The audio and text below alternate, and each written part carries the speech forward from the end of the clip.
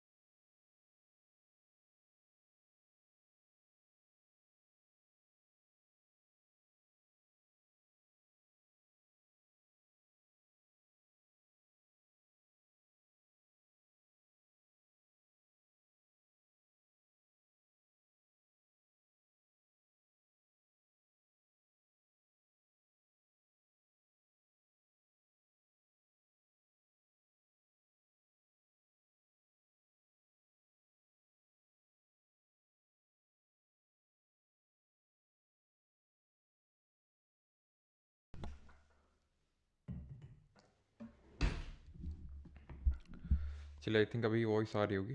ठीक है, तो आज हम लोग करने वाले हैं मौर्यम एम्पायर। ठीक है, तो कल हम लोगों ने एक सेकेंड,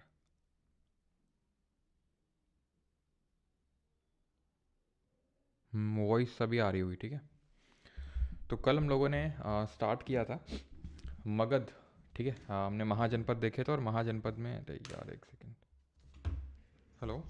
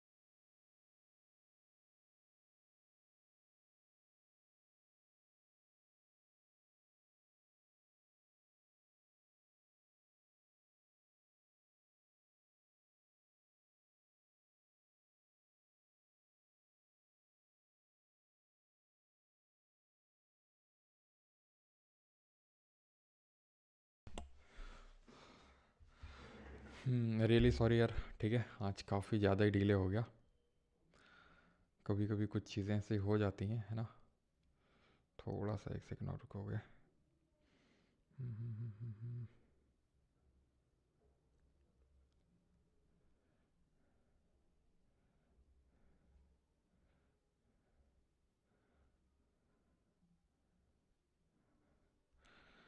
आई थिंक अभी सारी चीज़ें प्रॉपर हैं, एक बार कंफर्म कर देना।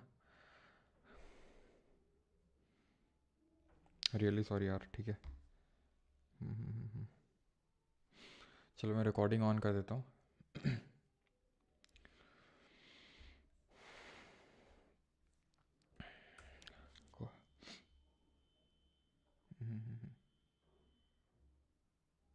क्या हुआ सर, इतना हाँप क्यों रहे? भाग गए हैं बस जल्दी जल्दी, इसलिए हाँफ रहे हैं, ठीक है। तो देखो शुरू करते हैं। कल हम लोगों ने शुरू किया था क्या, कल हम लोगों ने देखा था जो हमारे महाजनपद हैं, और महाजनपद में हमने ये पढ़ा था कि जो सबसे इंपॉर्टेंट महाजनपद था दैट वाज मगध एम्पायर, ठीक है। यहाँ पर कहीं सिचुएटेड था हमारा, गंगा रिवर के साउथ में और गंगा और सोन रिवर के बीच में। कौन सा एम्पायर? मगध एम्पायर। और मगध एम्पायर में काफ़ी सारी डायनेस्टीज़ का रूल रहा। सबसे पहले कौन सी डायनेस्टी आई थी इसमें? सबसे पहले डायनेस्टी आई थी हरेनका डायनेस्टी। अरे ठीक है, इसमें आई थी हरेनका डायनेस्टी, राइट। तो हरेनका डायनेस्टी आई थी सबसे पहले, और इसके सबसे पहले रूलर का नाम बताइए जल्दी से, सबसे पहले रूलर का नाम क्या था? इसके बाद कौन सी डायनेस्टी आई थी? शिशुनगा डायनेस्टी। एंड देन उसके बाद आई थी हमारी नंदा डायनेस्टी, और नंदा डायनेस्टी के बाद अब आएगी मौर्य डायनेस्टी। तो हरनका के फाउंडर कौन थे? बिंबिसार थे, बिंदुसार नहीं बिंबिसार थे, ठीक है। बिंबिसार के बेटे अजातशत्रु थे और देन उडाइन थे। बाकी सारी चीज़ें हम लोगों ने देखा था। कमेंट में आपको बताना है कि किसने राजहीर से पाटलिपुत्र कैपिटल शिफ्ट करी थी। चलिए तो स्टार्ट करते हैं मौर्य एम्पायर के बारे में। तो सोर्सेस क्या हैं, तो आई होप ये चीज़ क्लियर होगी कि हम यहाँ पर मगध एम्पायर के बारे में पढ़ रहे हैं, और मगध एम्पायर में बहुत सारी डायनेस्टीज़ आई, जैसे हरेनका, शिशुनगा, नंदा, और उसी में आई आगे चल के मौर्य। जैसे कि फॉर एग्जांपल यूपी है, स्टेट है, तो इसमें बसपाई, सपाई, भाजपाई, तो ये सब क्या है? पार्टी हैं, लेकिन है तो स्टेट यूपी ना, तो उस तरह से। तो इसके सोर्सेज क्या हैं, लिटरेरी सोर्सेज क्या है, कहाँ से हमें पता चलता है कि यहाँ का इस तरह का एडमिनिस्ट्रेशन था, किस किस ने रूल किया था, कैसे रूल किया था? तो वो सारी चीज़ों के जो सोर्सेज हैं वो हमारी कुछ बुक्स हैं, जैसे फॉर एग्जांपल कौटिल्य की अर्थशास्त्र है, मगस्थनीज की इंडिका है, विशाख दत्त की मुद्र राक्षस है, और कुछ बुद्धिस्ट लिटरेचर भी हैं, जैसे कि जातक टेल्स हैं, दीपवंश है, महावंश है, और दिव्यदान है, ठीक। अब ये जो कौटिल्य जी हैं, आप में से काफ़ी लोगों को पता होगा, ऑलमोस्ट सभी को पता होगा कौटिल्य कौन थे, सारी चीज़ें वो हम देखेंगे अभी, ठीक है, कि अर्थशास्त्र में क्या लिखा है, कौटिल्य कौन थे। लेकिन कौटिल्य कंटेम्प्रेरी थे चंद्रगुप्त मौर्य का। कंटेम्प्रेरी से मेरा मतलब है कि इन्हीं के कोर्ट में थे, काइंड ऑफ प्राइम मिनिस्टर थे चंद्रगुप्त मौर्य के कोर्ट में। मेगस्थनीज भी कोर्ट में आया था, लेकिन विशाख दत्त जो थे, ठीक है, ये कोई कोर्ट में नहीं थे। इन्होंने रफली 500-600 साल बाद इनके बारे में लिखा था। मौर्यास के बारे में इन्होंने ये चीज़ लिखा था कि मौर्य जो हैं ये लो क्लैन से हैं, यानी कि ये कुलीन है। कुलीन का मतलब ये है कि ये लोअर कास्ट से बिलोंग करते हैं, ऐसा लिखा था। और इसके पीछे की एक स्टोरी भी काफ़ी इंटरेस्टिंग, वो मैं आपको अभी बीच में बताऊंगा, ठीक है। तो अभी आगे बढ़ते हैं और ये देखते हैं कि मौर्यास का ओरिजिन कैसे हुआ, ठीक है। तो Nanda dynasty, the last ruler was Dhanananda, ठीक है। हमने देखा था फाउंडर कौन था नंदा डायनेस्टी का? महापद्मानंदा था, और इसका आखिरी रूलर था धनानंदा। धनानंदा को हरा दिया था चंद्रगुप्त मौर्य ने। अब किस तरह से हराया था, वो सारी चीज़ें, कोई बैटल यहाँ पे बहुत क्लियरली लिखा नहीं हुआ है, लेकिन ये माना जाता है कि अलेक्जेंडर द ग्रेट, जो कि एक ग्रीक रूलर था, हमने कल भी देखा था कि जो आया था 326 BC में इंडियन सब कॉन्टिनेंट में, तो इसने सबसे पहले किसके साथ युद्ध किया? वैसे तो यहाँ पर एक तक्षशिला करके प्रोविंस थी, वहाँ के एक राजा थे, उनके साथ युद्ध किया। और यहाँ पे थोड़ा सा आगे बढ़ने पर झेलम रिवर के बैंक्स पे पोरस करके एक राजा थे, वो रूल कर रहे थे, और उनके साथ युद्ध किया था अलेक्जेंडर ने। और उस युद्ध में, जो कि क्या था, बैटल ऑफ हिडास्पिस के नाम से जानते हैं। हिडास्पिस ग्रीक लैंग्वेज में झेलम को हिडास्पिस के नाम से जानते हैं, और वैदिक टेक्स्ट में हमें पता है कि झेलम को वितास्ता के नाम से जानते हैं। तो ये अलेक्जेंडर ने पोरस को हराया, लेकिन पोरस की ब्रेवरी को देखते हुए उसकी टेरिटरी वापस देके चले गए। लेकिन उस समय थ्रेट, या फिर हम बोल सकते हैं खतरा, मंडरा रहा था मगध पे भी, ठीक है। वो तो बाद में अलेक्जेंडर का प्लान चेंज हुआ, क्योंकि अलेक्जेंडर की आर्मी जवाब दे गई थी कि अब हम आगे नहीं बढ़ पाएंगे, नहीं तो वो आगे बढ़ता और मगध पे अटैक करता। और उस टाइम पे माना जाता है कि धनानंदा उस चीज़ को फेस ना कर पाते, और इसी वजह से थोड़ा हो सकता है कि पॉलिटिकल अपहीवल हुआ हो, जिसके चलते चंद्रगुप्त मौर्य ने थ्रोन पे बैठे धनानंदा को हरा के, किसकी हेल्प से? तो कौटिल्य को चाणक्य और विष्णुगुप्त के नाम से भी जाना जाता है, ठीक है। तो कौटिल्य फिर विष्णुगुप्त की हेल्प से ये थ्रोन पे बैठे इन द ईयर 322 BC रफली, ठीक है, फाउंडर भी बने मौर्य डायनेस्टी के, और इन्होंने सेलिकस निकेटर को भी हराया। सेलिकस निकेटर कौन था? तो एक्चुअल में सेलिसिड डायनेस्टी हुआ करती थी एक, ठीक है, सेल्यूसिड डायनेस्टी। कहाँ पर?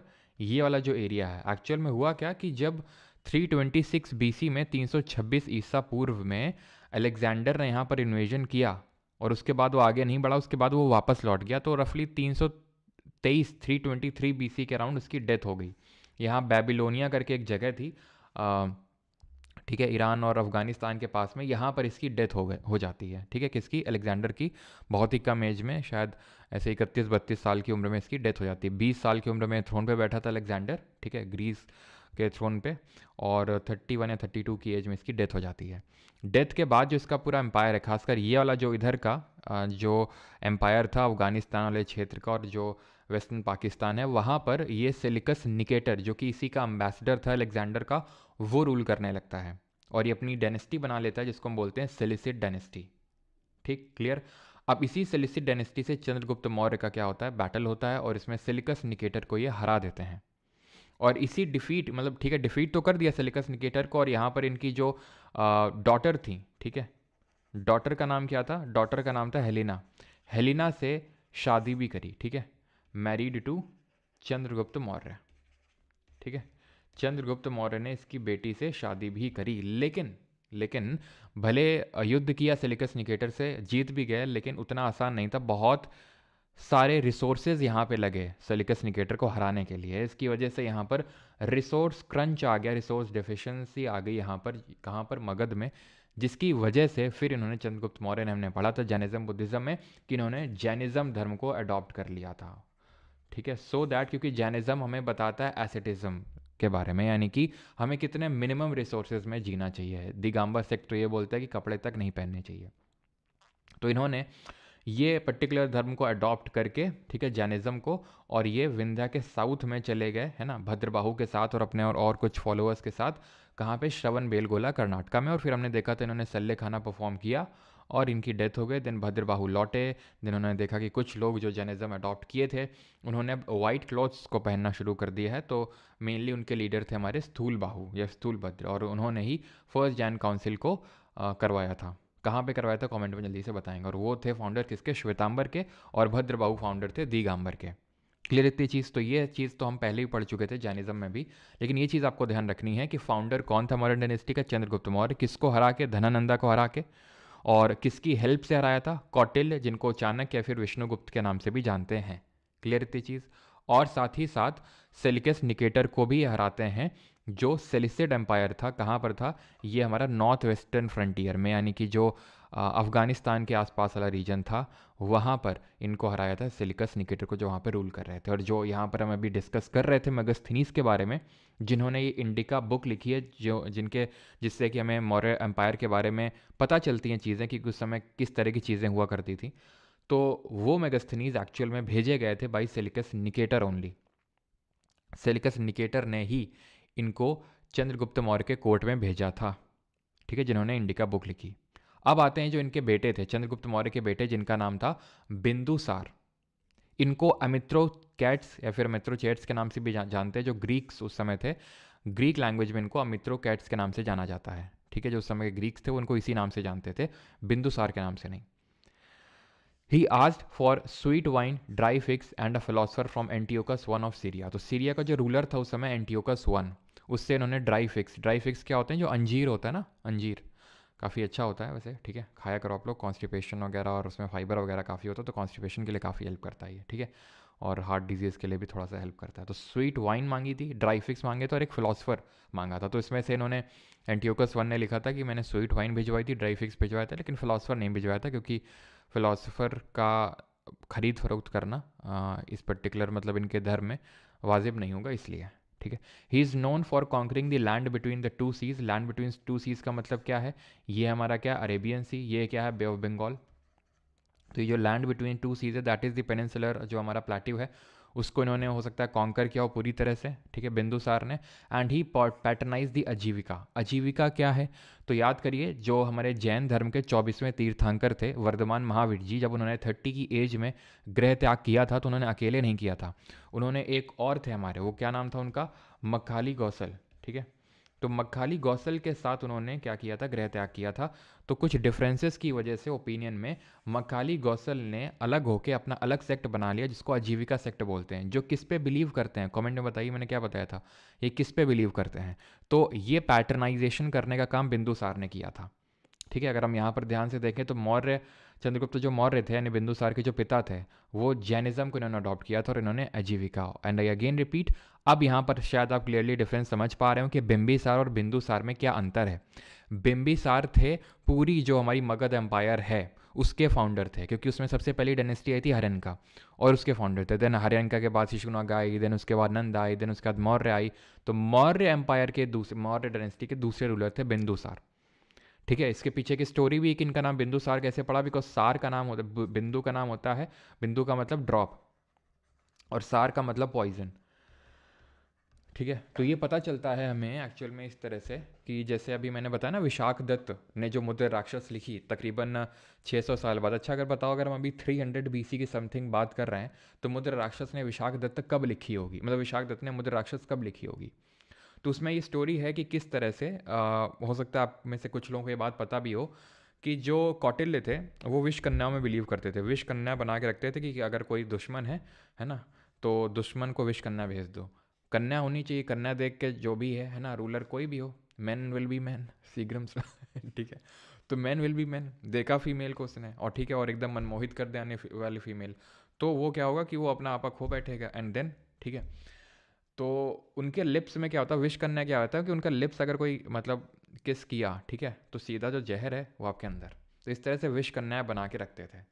अब उनको ये डर था कौटिल्य को कि भाई इसी तरह का विश करने का यूज़ कोई चंद्रगुप्त मौर्य के खिलाफ ना करते, क्योंकि again man will be man, चाहे भले हम कितना चंद्रगुप्त मौर्य को समझा लें, लेकिन फिर भी कोई ना कोई तो मतलब एक अगर कभी हो गया इस तरह से, तो उस वजह से वो क्या करते थे, जैसे आपने सुना होगा बायोलॉजी में AMR, एंटी माइक्रोबियल रेजिस्टेंस, कि मतलब आप एंटीबायोटिक्स ले तो रहे हो लेकिन अब वो काम नहीं कर रही दवाइयाँ, होता है ना, दवाइयाँ ले तो रहे काम नहीं करती, क्यों, क्योंकि आपने दवाइयाँ इतनी ली हैं कि जो बैक्टीरिया हैं वो रेजिस्टेंट हो चुके हैं उस चीज़ को लेके, जो बैड बैक्टीरिया हैं या फिर इस तरह से कि वो अब रेस्पॉन्स ही नहीं करेंगे वो जो आपने दवा ली है। तो उसी तरह से कि मतलब उन्होंने क्या किया, उन्होंने धीरे धीरे स्लो पॉइजन मिलाना शुरू किया उनके खाने में, किसके, चंद्रगुप्त मौर्य के, बिना बताए बिना बताए चंद्रगुप्त मौर्य को। तो धीरे धीरे स्लाइड डोज इंक्रीज करते गए, सो दैट वो इस चीज़ से रेजिस्टेंट हो जाएँ। और ये माना जाता है कि जब अपनी एक वाइफ के साथ खा रहे थे खाना, ठीक है, तो उन्होंने मतलब उनको तो पता नहीं था कि इसमें जहर है, तो उन्होंने अपनी वाइफ को खिला दिया और वो सह नहीं पाई। और जब ये बात पता चली तो जो उनकी वाइफ थी वो प्रेग्नेंट थी, ठीक है, फ्रॉम बिंदुसार। तो कौटिल्य जब आए तो वो चीज़ को समझ गया कि हाँ क्यों हुआ ये, कैसे हुई चीज़ें। तो माना जाता है कि वूम्ब काट के इनको निकाला गया फिर। तो ये पूरी स्टोरी है, तो वहीं से नाम पड़ा इनका बिंदुसार, ठीक है। तो आई होप अब थोड़ा सा आपको क्लियर डिफरेंस पता चला होगा कि बिंबिसार और बिंदुसार सेम नहीं है, अलग अलग हैं। और यहाँ पर मैंने स्टोरी भी आपको बता दी कि सो दैट आपको याद रहे, है ना। अब जैसे वो लड़की नहीं मरती थी क्या उस जहर से, अब डिम्पल जी आप समझिए ना क्यों नहीं मरती होगी, क्योंकि वो धीरे धीरे विष कन्याएँ भी बनाई जाती हैं, जैसे कि धीरे धीरे छोटे से ही वो विष दे दे के, ठीक है। आजकल की कुछ लड़के बिना जहर के जान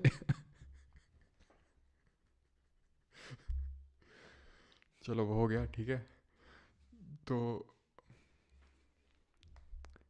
इस तरह के कोई कमेंट नहीं लिखेगा, है ना। राजन जी लिख रहे हैं आजकल की कुछ लड़कियां बिना जहर के जानलेवा है, ठीक है। ये सब कमेंट नहीं चलेंगे, ठीक है, पढ़ाई पे फोकस करिए।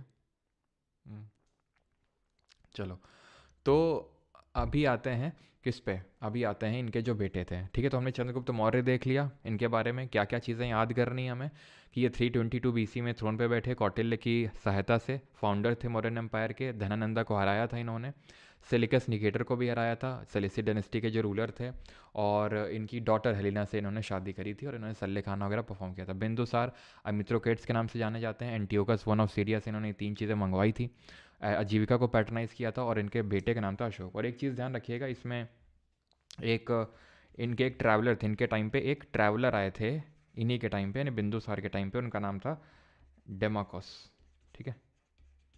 ये नाम ध्यान रखना, ये ट्रैवलर आए थे, ग्रीक मतलब ट्रैवलर थे, ग्रीक एम्बेसडर मान लो, ट्रैवलर मान लो, ठीक है, ग्रीक ट्रैवलर या फिर एम्बेसडर, ठीक ठीक है, इन्होंने भिजवाया होगा, जैसे एंटियोकस वन थे तो इनको मतलब ये इनके कोर्ट में आया था, जैसे कि मेगास्थनीस आया था चंद्रगुप्त मौर्य के कोर्ट में, वैसे डिमाकोस आया था। ठीक है, और एक चीज़ ध्यान रखना, जैसे अभी मैंने बताया चंद्रगुप्त मौर्य जब फाइमाइन आ गया था सिलिकस निकेटर से लड़ने की वजह से, तो इन्होंने एक डिपार्टमेंट बनवाया था।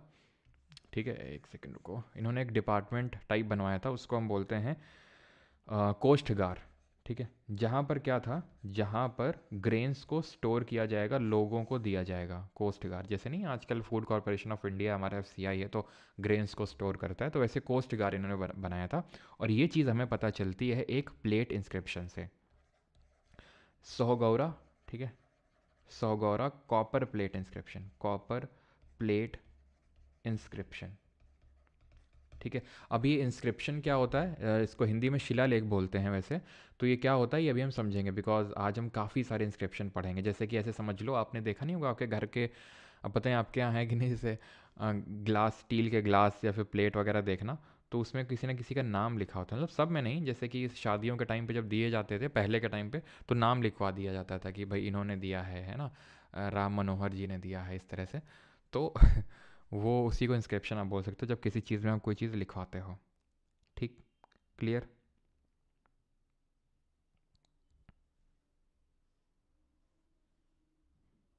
चलो आगे बढ़ते हैं अभी। तो अभी आते हैं बिंदुसार। सौगौरा कहाँ, सौगौरा आपका गोरखपुर में है, ठीक है, सौगौरा गोरखपुर में पड़ता है, उत्तर प्रदेश में। ठीक है, अब आते हैं जो बिंदुसार के बेटे थे, अशोक। ठीक है, अब जो है अशोक के बारे में यहाँ पर पढ़ने वाले हैं, जो इस डायनेस्टी के ग्रेटेस्ट रूलर माने जाते हैं। ठीक है, तो अशोक की अगर बात करें तो अशोक के बारे में ये माना जाता है कि ये बहुत, हाँ जी, गोरखपुर में है वो। ठीक है, चलो, तो अशोक के बारे में माना जाता है कि ये बहुत ही ज़्यादा, मतलब अपने इनिशियल डेज में क्रूअल रूलर थे। अशोक बिंदुसार के बेटे थे, लेकिन ये थ्रोन पे बैठने वाले नहीं थे। थ्रोन पे बिंदुसार का जो सबसे प्यारा पुत्र है, जो अशोक के बड़े भाई थे, उनका नाम था सुशिमा। सुशिमा बैठने वाले थे। ठीक है, अब हुआ क्या, कि उस टाइम पे कुछ इस तरह की कंडीशन बनी कि आ, तक्षशिला में इनको भेजा गया था। तक्षशिला में, यहाँ पर तक्षशिला में भेजा गया अशोक को, क्योंकि ये सब पूरा मगध एम्पायर में ही आता था। ये उस समय मगध एम्पायर, आप ये मान लीजिए कि मौर्य एम्पायर ही था जिसने कि इसका पूरा कॉन्सेप्ट रखा, आर्यवर्त का कॉन्सेप्ट रखा, और पूरा जो सब कॉन्टिनेंट है उसको यूनिफाई करने का काम मौर्य डायनेस्टी के टाइम पे ही हुआ था। ठीक है, अशोक के जो पापा थे बिंदुसार, अभी हमने देखा था कॉन्कर किया था लैंड बिटवीन टू सीज। ठीक है, चंद्रगुप्त मौर्य पहले ही ये वाला पार्ट कब्जा करके गए थे। ये बिंदुसार पहले ही वाला, मतलब उन्होंने ये पेनिनसुला प्लाट, जो पेनिनसुला प्लाट है उसको कब्जा करके गए थे। तो मतलब पूरे एक हम बोल सकते हैं इंडियन सब कॉन्टिनेंट को एक आर्यवर्त का कॉन्सेप्ट यहीं से मर्ज होता है। ठीक है, तो था क्या कि बिंदुसार चाहते थे कि सुसीमा बने, और अशोक के बारे में ये भी कई सारे बुक्स हैं उसमें लिखा हुआ है कि अशोक जो है दिखने में बहुत ज़्यादा अच्छे नहीं थे। फिर ठीक है, मूवी में तो शाहरुख खान ने रोल प्ले किया है, लेकिन अगर रियलिटी में देखें तो बुक में लिखा हुआ है कुछ बुक्स में कि ये काफ़ी मोटे थे, और काफ़ी मतलब इनको कोई स्किन की डिजीज़ भी थी। ठीक है, तो ये ऐसे देखने में अच्छे नहीं थे, तो बिंदुसार के भी ज़्यादा चहेते नहीं थे ये। जो बिंदुसार चाहते थे कि सुषमा, जो अशोक के बड़े भाई हैं, वो रूलर बने। तो तक्षशिला में थोड़ा विद्रोह वगैरह हुआ था, उसमें अशोक को भेजा गया। ठीक है, और अशोक जब वहाँ पर उसको ठीक कर आए तो यहाँ पर उज्जैन में उनको भेजा गया। ठीक है, और वहीं पे माना जाता है कि इनको करीना कपूर मिली, मतलब जिनसे इनकी शादी हुई। ठीक है, तो वो मिली इनको, और उसके बाद फिर से जब तक्षशिला में विद्रोह हुआ, ठीक है, तो उस बार जो है सुषमा को, मतलब फिर से अशोक से पूछा गया। ठीक है, तो अशोक ने मना कर दिया इस बार जाने से कि पापा जी इस बार हमारी तबीयत ठीक नहीं, सुषमा को भेज दो। सुषमा वहाँ चले गए। ठीक है, और उस टाइम जो है बिंदुसार की थोड़ी तबीयत खराब हो गई, और ये माना जाता है कि अशोक ने with the help of Radha Gupta, with the help of Radha Gupta, Radha Gupta कौन था, इनके ही कोर्ट में, बिंदुसार के कोर्ट में एक बंदा था राधा गुप्ता, जो चाहता था कि अशोक रूलर बने, ये थ्रोन पे बैठे। With the help of Radha Gupta he ascended the throne. ठीक है, और जब सुषमा वापस आए तक्षशिला से, तो सुषमा को जो है हत्या कर दी। कई सारे सोर्सेज में लिखा हुआ है कि अशोक किल्ड हिज 99 ब्रदर्स। ठीक है, टोटल इसने अपने 99 भाइयों की हत्या करी है, लेकिन 99 का मतलब 99 ही होता था तब, ये तो हम बोल नहीं सकते हैं, क्योंकि किसी किसी बुक में लिखा है भाई 99, ये काफ़ी एग्जैगरेटेड नंबर है। मतलब इसने अपने 6 भाइयों को मारा था, अशोक ने सिर्फ 6 भाइयों को ही मारा था। 99 एग्जैगरेटेड नंबर है, क्योंकि अब जैसे आज हम जो 99 का मतलब जानते हैं, क्योंकि ये सब 0 1 2 3 4 ये सब किसने दिए थे नंबर? आर्यभट्ट ने। वो लेकिन आर्यभट्ट हम देखेंगे आगे चल के वो गुप्ता पीरियड के टाइम पे आए थे, ठीक है, गुप्ता पीरियड के टाइम पे, जो कि आज से रफली अब मान सकते हो कि अभी से जो अशोक जिस टाइम पे है उससे रफली 500 साल बाद, ठीक है। तो 500 साल बाद जाके कहीं आर्यभट्ट आएंगे, तो ये तब का 99 और अभी का 99 सेम है नहीं है, वो हम बोल नहीं सकते हैं। तो ही किल्ड हिज 99 ब्रदर्स, ऐसा एक कहावत है। कुछ कुछ बुक्स में है कि 6 ब्रदर्स को मारा है, लेकिन हाँ सुषिमा को मार के ये क्वेश्चन पूछा भी गया था जो अभी IBSA का एग्जाम हुआ था कि किसकी हेल्प से ये थ्रोन पे बैठे थे, तो राधा गुप्ता की हेल्प से थ्रोन पे बैठे थे। And he ruled for the रफली 12 ईयर्स। लेकिन उसके बाद क्या हुआ कि 8 ईयर्स आफ्टर इज कोरोनेशन, ठीक है, जब इनका कोरोनेशन हुआ था, ताजपोशी हुई थी इनकी, जब ये थ्रोन पे बैठे थे, ठीक है, उसके 8 साल बाद इन्होंने एक युद्ध लड़ा कलिंग में। कलिंग में कहाँ पर है, कलिंग कहाँ पड़ता है, तो ये उत्कल वाला जो रीजन है जो आपका उड़ीसा में आता है, वहाँ पर इन्होंने ये बैटल लड़ा। अब वहाँ पे क्यों लड़ा, क्योंकि आप देख सकते हो कि ये वाला पार्ट तो कब्जा आ चुका है, ठीक है, ये वाला भी पार्ट कब्जा आ चुका है, सिर्फ कलिंग ही बचा था, सिर्फ उत्कल वाला रीजन ही बचा था जिसको कि कॉन्कर करना रह गया था, और अशोक ने उसको भी कॉन्कर कर लिया 261 BC में। अब अगर मैं ये बोल रहा हूँ कि 8 ईयर्स आफ्टर इस कोरोनेशन उन्होंने कलिंग वॉर लड़ा, तो इनका कोरोनेशन कब हुआ होगा? लगाओ अपनी गणित इसमें, कब हुआ होगा? और ये माना जाता है कि कलिंग वॉर में जब इन्होंने बहुत सारी डेथ देखी, ठीक है, तो उनका हृदय परिवर्तन हो गया और इन्होंने बुद्धिज़्म को अडॉप्ट कर लिया। अब इसमें भी अलग अलग थ्योरीज हैं, ये मानना है कि भाई हृदय परिवर्तन कुछ नहीं, ठीक है। अब क्योंकि इतनी बड़ी टेरिटरी है, यहाँ से लेके पूरा अफगानिस्तान से लेके पूरा ये है ना बांग्लादेश भी आप समेट सकते हो, तो अफगानिस्तान से बांग्लादेश से लेके साउथ इंडिया, ये पूरा टेरिटरी को अगर गवर्न करना है, जिसमें कितनी ज़्यादा डाइवर्सिटी है, डाइवर्सिटी का मतलब डिफरेंट रिलीजन के लोग हैं, जैन हैं, बुद्ध हैं, ब्राह्मण हैं, ठीक है, तो इन सब को अगर गवर्न करना है तो अब उसको कॉन्केस्ट बाई स्वॉर्ड यानी कि तलवार से तो नहीं जीता जा सकता है, अब उनका दिल जीत के ही इस पूरी टेरिटरी को कंसोलिडेट किया जा सकता है। So after the Kalinga war he replaced Bheri Ghosha with Dhamma Ghosha. Bheri Ghosha का मतलब होता है फिजिकल कॉन्केस्ट, जहाँ पर आप लड़ के, जैसे कि अशोक ने कलिंग को कैसे एक्वायर किया, फिजिकल कॉन्केस्ट से लड़ के, लेकिन अब फिजिकल कॉन्केस्ट की जगह उन्होंने कल्चरल कॉन्केस्ट की बात कही, और उसी को बोलते हैं धम्म घोष। कल्चरल कॉन्केस्ट का मतलब है सबको एक कल्चर में, मतलब कि एक शांति के थ्रू, है ना, सबका हृदय परिवर्तन करके जो है हम कॉन्केस्ट करेंगे, ठीक है। अब अगर इतना ही अगर कल्चरल कॉन्केस्ट था, तो इन्होंने क्यों नहीं जो कलिंग जीता था वो उसी रूलर को वापस दे दिया था? कुछ लोगों का ये भी कहना है, जिन लोगों का ये मानना है कि हृदय परिवर्तन कुछ नहीं, ये सिर्फ टेरिटरी को गवर्न करने के तरीके थे, कोई नेगेटिव नहीं उसमें। लेकिन हाँ, ये बोल देना कि अशोक एकदम उनका हृदय परिवर्तन हो गया सिर्फ इसी वो देख के, तो ये थोड़ा सा कुछ लोगों को बात नहीं रास आती है, क्योंकि अगर इतना हृदय परिवर्तन हुआ था तो क्यों नहीं उन्होंने उस रूलर को जो कलिंग जीता था उन्होंने वापस दे दिया था, ठीक है। तो आपको याद क्या रखना है एग्जाम के लिए कि राधा गुप्ता की हेल्प से ये थ्रोन पे बैठे, 8 साल आफ्टर हिज कोरोनेशन ये इन्होंने कलिंग वॉर लड़ा 261 BC में, 261 ईसा पूर्व में, और इन्होंने कलिंग वॉर को के बाद बेरी घोषा को रिप्लेस कर दिया धम्म घोषा से। बेरी घोषा का मतलब होता है कॉन्केस्ट बाई वॉर, और धम्म घोषा का मतलब होता है कल्चरल कॉन्केस्ट, ठीक है। बिल्कुल सही। यहाँ पर अगर आप 8 ईयर्स निकालेंगे तो कितना निकल जाएगा 253 BC। आप लोगों से मैथ भी नहीं हुई, कोई 251 लिख रहा है, कोई 269 BC लिख रहा है। भाई 8 साल इसमें तुम वही गलती कर दी तुमने, 8 जोड़ के 269 कर दिया, जबकि मैंने आपको बताया था, ठीक है। Sorry sorry sorry sorry, yes yes yes yes yes, 269 हो गया। 253 किसने लिखा भैया? तुम लोग का 253 देख के मैंने भी 253 लिख दिया, 269 ही होगा इसका, ठीक है। 269 BC होगा, क्योंकि BC में जब हम आगे बढ़ते हैं तो नंबर डिक्रीज होता है। 269 पहले आया होगा, देन 261 आया होगा। मैथ तो तुम लोग को आती है, लेकिन वो BC और AD वाली टाइमलाइन तुम भूल गए जो मैंने आपको बताई थी। क्या टाइमलाइन बताई थी मैंने आपको? कि जब आप BC में आगे बढ़ते हैं तो टाइम जो नंबर होता है वो घटता है, यानी कि 100 BC पहले आएगा, और देन और जो आपका 90 BC वो बाद में आएगा, देन 80 BC बाद में आएगा, तो 261 BC बाद में आया होगा, 269 पहले आया होगा, ठीक है।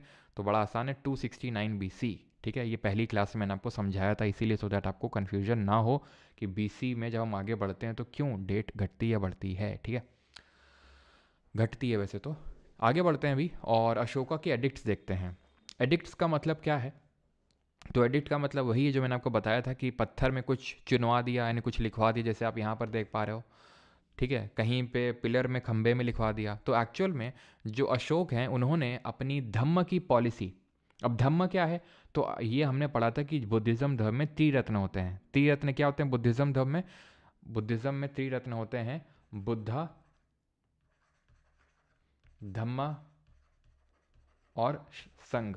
ठीक है, बुद्ध, धम्मा और संघ। तो इसमें धम्म क्या है? तो धम्म है धर्म, धर्म है, ये रिलीजन है बुद्धिज्म धर्म के अकॉर्डिंग।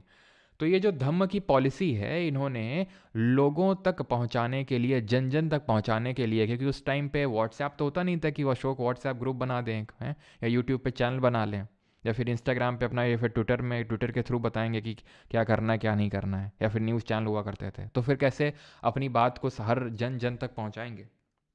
तो जन जन तक पहुंचाने के लिए इन्होंने पत्थर इंस्टॉल करे इंपॉर्टेंट प्लेसेस पे। 10 ऐसी जगह थी जहां पर उन्होंने बड़े बड़े पत्थर इंस्टॉल किए और उनमें कुछ लिखवाया। उसी को हम बोलते हैं अशोक के रॉक एडिक्ट्स। रॉक एडिक्ट दो तरह के हैं, और जो खंभे में लिखवाया उसको पिलर एडिक्ट, जो बाद में पढ़ेंगे अभी। तो जो रॉक में, चट्टान में लिखवाया, उनको दो हम बोलते हैं, मेजर रॉक एडिक्ट और माइनर। मेजर मतलब बड़ा पत्थर, माइनर मतलब छोटा पत्थर। तो ऐसे 10 पत्थर को यहाँ पर उन्होंने किया, मतलब इंस्टॉल करवाया। लेकिन ये क्या है? 14।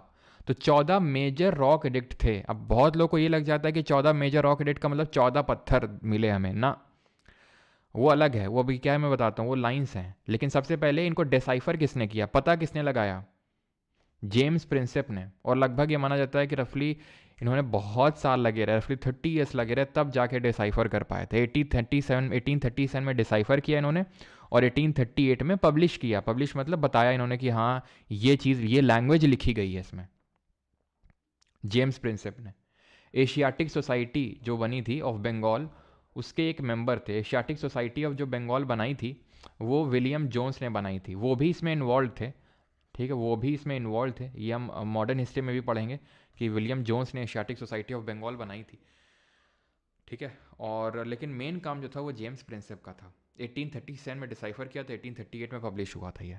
अब ये मेजर रॉक एडिक्ट 14 है, इसका मतलब ये है सर कि इसमें 14 लाइन लिखी थी। जैसे कोई पत्थर है, बड़ा सा पत्थर, ठीक है, कोई ये जैसे मान लो बड़ा सा पत्थर है, उसमें 14 इस तरह से लाइन लिखी हैं, उसको बोलते हैं 14 रॉक एडिक्ट, मतलब 14 मेजर रॉक एडिक्ट।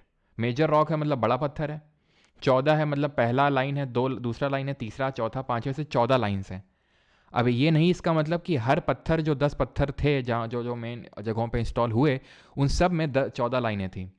मैक्सिमम 14 लाइनें थी, ये कहने का मतलब है। किस पत्थर पे हो सकता है कि 5 लाइनें हो, 10 लाइनें हो, लेकिन 14 से ज़्यादा लाइन्स हमें नहीं देखने को मिली। ठीक है, लेकिन ये चीज़ कॉमन मिली कि पहली लाइन में जो पहली लाइन थी वो हर पत्थर में सेम थी, दूसरी अगर लाइन थी तो हर पत्थर में सेम थी। यानी इसी को हम बोलते हैं इनका पहला हम रॉक एडिक्ट बोलते हैं। ठीक है, पहला, दूसरा, तीसरा, इस तरह से नंबरिंग करते हैं, जो कि अभी हम देखेंगे। और डिसाइफर करने का मतलब ये था कि इन्होंने लैंग्वेज पता लगा ली थी जेम्स प्रिंसेप ने कि ये क्या लैंग्वेज का यूज़ है यहाँ पर, क्योंकि ये नई लैंग्वेज थी उस टाइम के लिए देखा जाए तो। उस टाइम पे जो मेन लैंग्वेज यूज़ होती थी तो उसमें ये अशोक ने लिखवाए थे, क्योंकि अगर लोगों तक बताना है किसी चीज़ को तो लोगों की भाषा में बताना पड़ेगा। अब अगर मोदी जी आज को गुजराती में बोलने लगे तो क्या नॉर्दर्न बेल्ट वालों को समझ में आएगा? यूपी बिहार वालों को नहीं, तो वो हिंदी में बोलते हैं जो कॉमन मासेस की लैंग्वेज है कि नहीं? या फिर मान लो कि मोदी जी इटालियन में बोलने लगे, क्योंकि इटली के लोगों से उनका जान, ठीक है, जान पहचान है, तो मान लो उन्होंने इटालियन सीख ली, अब इटालियन में बोलने लगे, तो फिर कौन यहाँ समझेगा? तो उन्हें हिंदी में लिखवाना पड़ेगा, वैसी बात है, अगर कोई चीज़ उन्होंने बतानी है तो उसी तरह से यहाँ पर जो लैंग्वेजेस यूज़ हुई थी मेजरली वो प्राकृत लैंग्वेज थी, जो उस समय मासेस की लैंग्वेज थी। और जो स्क्रिप्ट यूज़ हुई थी, ठीक है, जो स्क्रिप्ट यूज़ हुई थी वो ब्रह्मी स्क्रिप्ट थी। तो टोटल 3 लैंग्वेजेस का यूज़ किया गया था इनकी पूरी जो भी हमें रॉक एडिक्ट मिले, और 4 स्क्रिप्ट का। मैं ये बोल रहा हूँ कि मेजरली प्राकृत का यूज़ किया गया था एज अ लैंग्वेज, और मेजरली ब्रह्मी का यूज़ किया गया था एज अ स्क्रिप्ट। लेकिन सिर्फ प्राकृत और ब्रह्मी नहीं यूज़ हुई थी, लैंग्वेज के तौर पे यहाँ पर ग्रीक और अरामिक भी यूज़ हुई थी, ठीक है, ग्रीक भी यूज़ हुई थी और अरामिक भी यूज़ हुई थी। और स्क्रिप्ट के तौर पे अगर हम बात करें, क्योंकि मैंने आपको 4 बताई, तो एक तो ब्रह्मी हो जाएगी, ठीक है, ग्रीक हो जाएगी, अरामिक स्क्रिप्ट हो जाएगी और खरोष्ठी स्क्रिप्ट हो जाएगी। तो जो north western part of India है, यानी कि पाकिस्तान, ये पेशावर वाला क्षेत्र हम बोल सकते हैं पाकिस्तान के आसपास, तो खरोष्ठी यूज़ हुई। जब अफगानिस्तान में चले जाएंगे तो ग्रीक और अरामिक यूज़ हुई। ठीक है, तो क्या अफगानिस्तान तक इन्होंने इंस्टॉल करवाया था इनको? बिल्कुल, अफगानिस्तान तक इन्होंने इसको इंस्टॉल करवाया था, सो दैट कोई ट्रैवलर वगैरह भी आ रहा है तो उसको भी पता होना चाहिए कि राजा या फिर यहाँ के टेरिटरी के जो राजा हैं उनसे क्या डिमांड करते हैं, क्या चाहते हैं वो। ये चीज़ आप ध्यान रखिएगा, ठीक है। तो यहाँ पर जो अफगानिस्तान वाले थे वहाँ पर ग्रीक एरामिक यूज़ हुई थी, जो नॉर्थ वेस्टर्न पार्ट है यहाँ पर खरोष्ठी यूज़ हुई थी, और ज़्यादातर जो हिस्सा था वहाँ पर क्या यूज़ हुई थी आपकी? प्राकृत लैंग्वेज और ब्रह्मी स्क्रिप्ट। अब अगर आपको ये समझना है कि लैंग्वेज और स्क्रिप्ट में क्या अंतर होता है तो आप ऐसे समझो, जैसे कि व्हाट्सएप में आपने लिखा क्या? व्हाट्सएप में मैं लिखूँ हैप्पी न्यू ईयर, ठीक, ये मैं लिख रहा हूँ, और इसे मैं लिख दूँ ऐसे हैप्पी न्यू, ठीक है, हैप्पी न्यू ईयर, ठीक है। इसको क्या पढ़ोगे? Happy new year. इसको क्या पढ़ोगे? Happy new year. तो अंतर क्या हुआ? अंतर तो कुछ समझ में आ रहा है हमें। ये एक्चुअल में ये इंग्लिश लैंग्वेज है, ये हिंदी लैंग्वेज है, लेकिन स्क्रिप्ट क्या है? स्क्रिप्ट दोनों में कॉमन है और वो है इंग्लिश। ये भी तो इंग्लिश ही है, लेकिन लिख तुमने हिंदी में दिया है। ये होता है लैंग्वेज और स्क्रिप्ट में, ठीक है, समझ रहे हो? क्लियर है इतनी चीज़ कि नहीं है? जैसे कि आप, ये तो मैंने इंग्लिश का हिंदी में लिख दिया, ऐसे हिंदी का भी तो आप इंग्लिश में लिख देते हो, कैसी हो, हैं, क्या कर रही हो, तो ये सब क्या है? ये हिंदी के शब्द है, लेकिन आप इंग्लिश में लिखते हो कि नहीं लिखते हो, ठीक है। तो ये सारी चीज़ें क्या होती हैं? लैंग्वेज और स्क्रिप्ट में अंतर होता है। तो हमारी जो मेजर लैंग्वेज यूज़ हुई थी वो प्राकृत यूज़ हुई थी, और जो अर्लीस्ट इंस्क्रिप्शंस मिले थे सबसे पहले भारत में, भारतीय उपमहाद्वीप में जो इंस्क्रिप्शंस मिले वो इसी लैंग्वेज में थे। क्यों? क्योंकि उस समय लैंग्वेज ऑफ द मासेज यही थी, ठीक है, जो ज़्यादातर जनता बोलती थी। पाली और प्राकृत ही हुआ करती थी। अगर आपको याद हो तो हमने देखा था कि जो बुद्धिज़्म धर्म था उसने अपने ज़्यादातर जो टेक्स्ट हैं, जैसे हमने त्रिपिटक पढ़े थे, अभिधम्म पिटक, सूत्र पिटक और विनय पिटक, वो पाली में थे। लेकिन ज़्यादातर जो जैन धर्म ने अपनी जो लैंग्वेज अडॉप्ट करी थी अपने लिटरेचर को लिखने के लिए, वो प्राकृत भाषा को अडॉप्ट किया था। क्लियर है इतनी चीज़? अभी हम पिलर एडिक्ट बाद में देखेंगे, अभी हम रॉक एडिक्ट देख रहे हैं। तो रॉक एडिक्ट हमने देखा कि 14 मेजर रॉक एडिक्ट थे। 14 मेजर रॉक एडिक्ट का मतलब 14 पत्थर नहीं, 14 लाइनें, और 10 जगहों में, मेजर जगहों पे इंस्टॉल हुए थे, जो भी हम देखने वाले हैं। 1837 में सबसे पहले जेम्स प्रिंसेप ने इनको डिसाइफर किया। और कैसे पता लगाया कि अशोक के ही ये थे? तो ये भी पता बड़ा मुश्किल से लगा, क्योंकि ये डिसाइफर कर तो लिया, लेकिन किसने लिखा है ये काफ़ी मुश्किल हो रहा था, क्योंकि हर जगह देवनामी पियादसी, देवनामी पियादसी, देवनामी पियादसी लिखा हुआ था, जिसका मतलब होता है देवों के प्रिय, बिलवड ऑफ गॉड। लेकिन फिर कुछ हमें ऐसे एडिक्ट मिले, ठीक है, कुछ ऐसे एडिक्ट मिले जहाँ पर हमें इनका जो ओरिजिनल नेम है अशोक, वो हमें देखने को मिला। और वो हमें कहाँ पर देखने को मिले? वो हमें इन 4 जगहों में देखने को मिले, मस्की, गुज्जर, ब्रह्मगिरी और निट्टूर, ठीक है। मस्की कर्नाटक में है, ब्रह्मगिरी निट्टूर भी आपके कर्नाटक में है, और गुज्जर है आपका मध्य प्रदेश में। तो यहाँ पर ये देखो देवनामी पियादसी, ये चीज़ है, ये इस लैंग्वेज में लिखा हुआ था, ये प्राकृत लैंग्वेज है, ठीक है, ब्रह्मी स्क्रिप्ट में।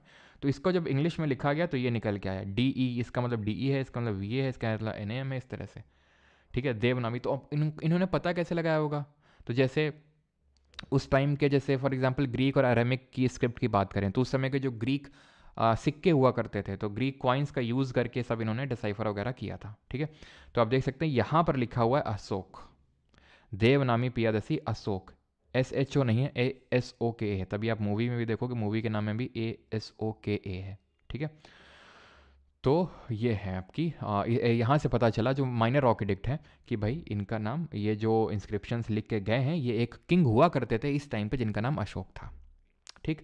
अब हम ये देख लेते हैं कि अशोक ने कहाँ कहाँ पे, मेजर कौन से 10 जगह थी जहाँ पे अपने ये रॉक एडिक्ट चपका के गए थे, रख के गए थे। तो ये एक तो है कांदाहार, ठीक है, कांदाहार। कांदाहार कहाँ पड़ता है? ये प्रेजेंट डे अफगानिस्तान में। आपने मूवी भी देखी हुई कांदाहार हाईजैक, है ना, जिसमें कि वो एयरप्लेन को हाईजैक कर लिया जाता है, और ठीक है, जो आई थिंक, हाँ, दिल्ली, मतलब अमृतसर से दिल्ली जा रहा था, लेकिन उसको कांदाहार क्यों बोला गया? क्योंकि उसमें जो टेररिस्ट थे जिन्होंने हाईजैक किया तो उन्होंने बोला था कि भाई इसको लैंड कराओ कांदाहार में। उस समय तालिबान का रूल हुआ करता था वहाँ पे। ठीक है, तो ये काफ़ी इंपॉर्टेंट है बिकॉज ये एक बाईलिंगुअल इंस्क्रिप्शन है। बाईलिंगुअल का मतलब है कि दो भाषाओं में। कौन सी दो भाषाएं होंगी? अब ये कि अफगानिस्तान में तो गेस करना कोई बड़ी बात नहीं है, ग्रीक और अरेमिक। ठीक है, ग्रीक और अरेमिक में। और ये चीज़ हो गया, बाइलिंगुअल है रॉक इंस्क्रिप्शन। ठीक है, ग्रीक और अरेमिक में है, कांदाहार अफगानिस्तान। दूसरा है शहबाज गढ़ी। शहबाज गढ़ी कहाँ पे? खैबर पख्तूनख्वा में है, जो कि पाकिस्तान में पड़ता है। ये खरोष्टी स्क्रिप्ट में। क्या सर में स्क्रिप्ट भी याद करनी है हर एक की? नहीं याद करनी है आपको, बस ये ध्यान रख लेना कि कौन सा कहाँ पे है। तो कांदाहार कहाँ पर है आपका? कांदाहार है अफगानिस्तान में। शहबाज गढ़ी कहाँ पर है? ये पाकिस्तान में है। ठीक है, फिर अगर हम बात करें मनसेहरा कहाँ पर है, तो मनसेहरा पड़ता है ये भी खैबर जो पाकिस्तान वाला रीजन है। तो यहाँ पर किस में है देख रहे हो? खरोष्ठी। मैंने आपको बताया था ना कि सर खरोष्ठी में होगा यहाँ पे, ये खरोष्ठी होगा, नॉर्थ वेस्टर्न पार्ट यानी पाकिस्तान वाला। जब अफगानिस्तान चले जाओगे तो ग्रीक अरेमिक। ज़्यादातर इंडियन सब कॉन्टिनेंट में आपको ब्रह्मी स्क्रिप्ट का और प्राकृत भाषा का इस्तेमाल मिलेगा। आप देख सकते हो, ये शहबाज गढ़ी, ये कांदाहार है आपका, ये मनसेरा है। ठीक, आगे बढ़ते हैं। फिर आपका कलसी। कलसी कहाँ है? ये उत्तराखंड में। इसको खलसी भी बोला जाता है। ठीक है, ये कलसी, खलसी भी लिख के आ सकता है आपको। ठीक है, तो ध्यान रखिएगा कलसी आपका कहाँ पे? ये आपका यहाँ पे है, उत्तराखंड वाले एरिया में। देन अगर बात करें गिरनार, जूनागढ़ गुजरात में। सोपारा, नाला सोपारा आपने सुना होगा, महाराष्ट्र में है। देन धौली, ये भुवनेश्वर में। जौगाड़ा, ये भी उड़ीसा में ही आपका। ठीक है, भुवनेश्वर उड़ीसा, ये आपका गंजम उड़ीसा में। आपको डिस्ट्रिक्ट याद करने की ज़रूरत नहीं है, आप स्टेट भी याद कर लोगे काम चल जाएगा। लेकिन अगर आप CDS और CAPF इन एग्जाम्स के लिए जा रहे हो तो थोड़ा डिस्ट्रिक्ट भी ध्यान में रख लेना, क्योंकि मैचिंग में पूछ लेता है। अभी हम सवाल करेंगे, आपको पता चल जाएगा कि हम क्या कंटेंट पढ़ रहे हैं और उससे कितने क्वेश्चन हमसे बनेंगे। ठीक है, सन्नाटी। सन्नाटी है आपका कहाँ पे? ये कर्नाटक में सन्नाटी। और जो येरागुड़ी है ये आपका आंध्रा में है। अगेन रिपीट, आपको डिस्ट्रिक्ट और क्या मतलब कौन सी लैंग्वेज कहाँ पे यूज़ की वो सब आपको याद करने की ज़रूरत नहीं है। सिर्फ आपको याद करना है कि भाई कांदाहार अफगानिस्तान, शहबाज गढ़ी आपका पाकिस्तान, मनसेरा पाकिस्तान, कलसी उत्तराखंड, गिरनार आपका गुजरात, सोपारा महाराष्ट्र, धौली और जौगाड़ा उड़ीसा, सन्नाटी आपका कर्नाटक और येर्रागुड़ी आपका आंध्रा में। तो ये 10 जगहों पे बड़े बड़े पत्थर इन्होंने लगवाए थे, जिसमें 14 लाइन लिखी थी। जिसमें पहली लाइन क्या बोल रही थी? पहली लाइन बोल रही थी एनिमल को स्लॉटर मत कर देना। जबकि एक तरफ देखो, मैं मतलब एक स्टोरी बताता हूँ आपको। ये अशोक थे, जैसे मैंने बताया, इनकी अर्ली लाइफ में बहुत क्रूअल थे। 99 ब्रदर्स को अपने इन्होंने किल करवाया। तो इतने क्रूअल थे ये, जब थ्रोन पे आए तो इन्होंने बोला कि जितने भी आसपास के जितने भी पेड़ हैं जो फलदार वृक्ष हैं सबको कटवा दो। मिनिस्टर्स ने थोड़ा सा अपोज किया, बोलते हैं सर इनको कैसे कटवा सकते हैं, तो फलदार वृक्ष हैं। तो अशोक ने बोला चलो कोई नहीं, फिर तुम्हारे सिर कटवा देते हैं। भाई का अलग ही स्वैग था अपने। तो मतलब ये था अशोक का, है ना। तो आप समझ सकते हैं कि कितने क्रूअल थे। लेकिन बाद में फिर इन्होंने अपना पहला जो रॉक एडिक्ट था उसमें बोला क्या कि, और यहाँ पर भाई कोई ये मत समझना, है ना, कि अशोक वॉज दी सैफ अली खान। ठीक है, तो एनिमल स्लॉटर प्रोहिबिट करने की बात कही, यानी कि किसी को एनिमल किलिंग नहीं करनी है। फेस्टिव गैदरिंग नहीं है, फेस्टिव गैदरिंग और killing of animals. Festive gathering क्यों मना करी होगी इन्होंने? फेस्टिव गैदरिंग का मतलब है जैसे कि आज दिवाली है, माहौल है, ठीक है, तो हम गैदर करते हैं। जैसे न्यू ईयर है तो कुछ लोग आज शाम को, आज रात को गैदर करेंगे एक साथ, है ना। गैदर करके काफ़ी इंटेलेक्चुअल बातें होंगी, फ़िलासफ़िकल बातें होंगी, फ़िलासफ़िकल ड्रिंक्स शेयर किए जाएंगे आज, फ़िलासफ़िकल गानों में कल्चरल आज रंगारंग कार्यक्रम होगा आज, है ना। तो ये क्या है? ये गैदरिंग ही तो है। अब इन तरह की गैदरिंग में क्या होता है? हम्म, अभी ठीक है, आप लोग तो जैसे मान लो ये जैसे न्यू ईयर है तो इसमें तो खैर आप लोग कुछ ज़्यादा ही फिलोसफिकल बातें करते हैं। ठीक है, बड़े लोग तो आते नहीं, खैर यूथ ही ज़्यादा इसको करता है। लेकिन जैसे दिवाली में, होली में त्यौहार होते हैं तो लोग मिलते तो क्या, अरे मोदी ठीक नहीं है, अब इनका ऐसे ही जाने वाले हैं, अभी कांग्रेस आएगी, कांग्रेस आ गई, अरे कांग्रेस ठीक नहीं है अभी, मतलब। तो ये सब क्या होता है, जो करंट गवर्नमेंट होती है उसके खिलाफ जो लोग की आदत होती है। अब ट्रेन में चले जाओ, है ना, गैदरिंग हो रही है तो बस वही बातें चल रही हैं। तो इस वजह से उन्होंने वो उस चीज़ को बैन किया कि कहीं उनके खिलाफ जो है रोष आक्रोश टाइप ना हो। ठीक है, medical care for man and animals. ये अब क्या हमें सब कुछ याद रटना है? क्योंकि ये 14 हैं तो सर 14 नहीं याद करने आपको, जितने आपको बता रहा हूँ सिर्फ उतने। ठीक है, हम तो सोएंगे। अच्छा अच्छा, वो तो खैर समय बताएगा कौन सोएगा और कौन। खैर छोड़ो। तो फर्स्ट वाला आपको याद करना है, ठीक है। और दूसरे में इन्होंने चोला, पांड्या, सत्यपुत्र, चेरा इन सब के बारे में मेंशन किया था। एंटीओकस 2 जो है उसके बारे में मेंशन किया था, ये थोड़ा देखना है। एक बार देख सारे लेते हैं, देन आपको बता दूंगा याद कौन से करने हैं आपको। ठीक है, जो मैंने पिछले भी 2.0 बैच में बताए थे उन्हीं से ही क्वेश्चन आए थे, जो अभी जितने भी आपके जैसे एग्जाम हुए उससे बाहर नहीं आए। ठीक है, और मैंने 3-4 ही बताए थे बस। जनरॉसिटी टू ब्राह्मण्स, यानी ब्राह्मण्स के तौर के लिए जनरॉसिटी दिखानी है, ठीक है, क्योंकि ब्राह्मण क्या था, ब्राह्मणिकल, ये ऑर्थोडॉक्स है ना सेक्ट हम बोल सकते हैं। और श्रमण कौन थे, श्रमण श्रमण हम बोलते हैं हीटोडॉक्स सेक्ट को, नहीं जैन और जो बुद्धिज़्म है। तो उन्होंने बोला था कि भाई अपने रिलीजन को तो ठीक है मानना है, लेकिन दूसरे धर्म के प्रति भी हमें जनरॉसिटी दिखानी है, ठीक है। इट सेज दैट युक्ताज यानी सब ऑर्डिनेट ऑफिसर्स, प्रदेशिका यानी डिस्ट्रिक्ट हेड, राजुका जो रूरल ऑफिसर हुआ करते थे, shall go to the all areas of kingdom every 5 year and spread the Dhamma policy of Ashoka. तो इन्होंने इन ऑफिसर्स को बोला था, और यहाँ तक कि एक अलग से एक ऑफिसर अपॉइंट किया था धम्म महामत्ता, ध्यान रखना, एक इन्होंने अलग से ऑफिसर अपॉइंट किया था जिसको हम जानते हैं धम्म महामत्ता, कि भाई तुम्हारा इन ये लोग तो जाएंगे ही हर 5 साल में और बताएंगे कि भाई धम्म क्या है और अशोक तुमसे क्या चाहते हैं, और तुमने फॉलो नहीं किया तो तुम्हारे साथ क्या होगा। लेकिन धम्म महामत्ता का तो सिर्फ यही काम था, ठीक है। धम्म घोषा इज आइडियल ओवर बेरी घोषा, चौथा में लिखा हुआ है कि धम्म घोष बड़ा है बेरी घोषा से, ठीक है। ही mentions in this rock edict every human is my child, समझ रहे हो, मतलब खुद को एज अ गॉडली फिगर दिखा रहे थे, डिवाइन फिगर दिखा रहे थे, देवनामी पिया दसी लिख रहे थे कि हम देवों के प्रिय हैं, ठीक है।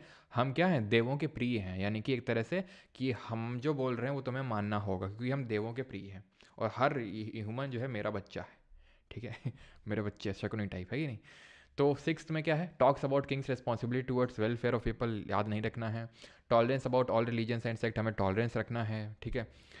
डिस्क्राइब अशोकास फर्स्ट धम्मा यात्रा टू बोध गया एंड बोधि ट्री, तो इनकी पहली धम्मा यात्रा थी जो बोध गया में ये गए थे सारनाथ में, और वहाँ देखेंगे इन्होंने कुछ करवाया था, क्या करवाया था वो देखेंगे। इंपॉर्टेंस ऑफ सेरेमनीज ऑफ धम्मा, ठीक है, जो पॉपुलर सेरेमनीज हुआ करती थी उस समय, सैक्रिफाइस, यज्ञ, ठीक है, ये सबको उन्होंने कंडेम किया। Condemn desire for fame and glory, Dhamma as the major policy to follow, tolerance among different religious sect रखना है, ये 12वें नंबर में लिखा हुआ है कि हमें दूसरे धर्मों की तरफ टॉलरेंस रखना है, उदारता रखनी है, ठीक है।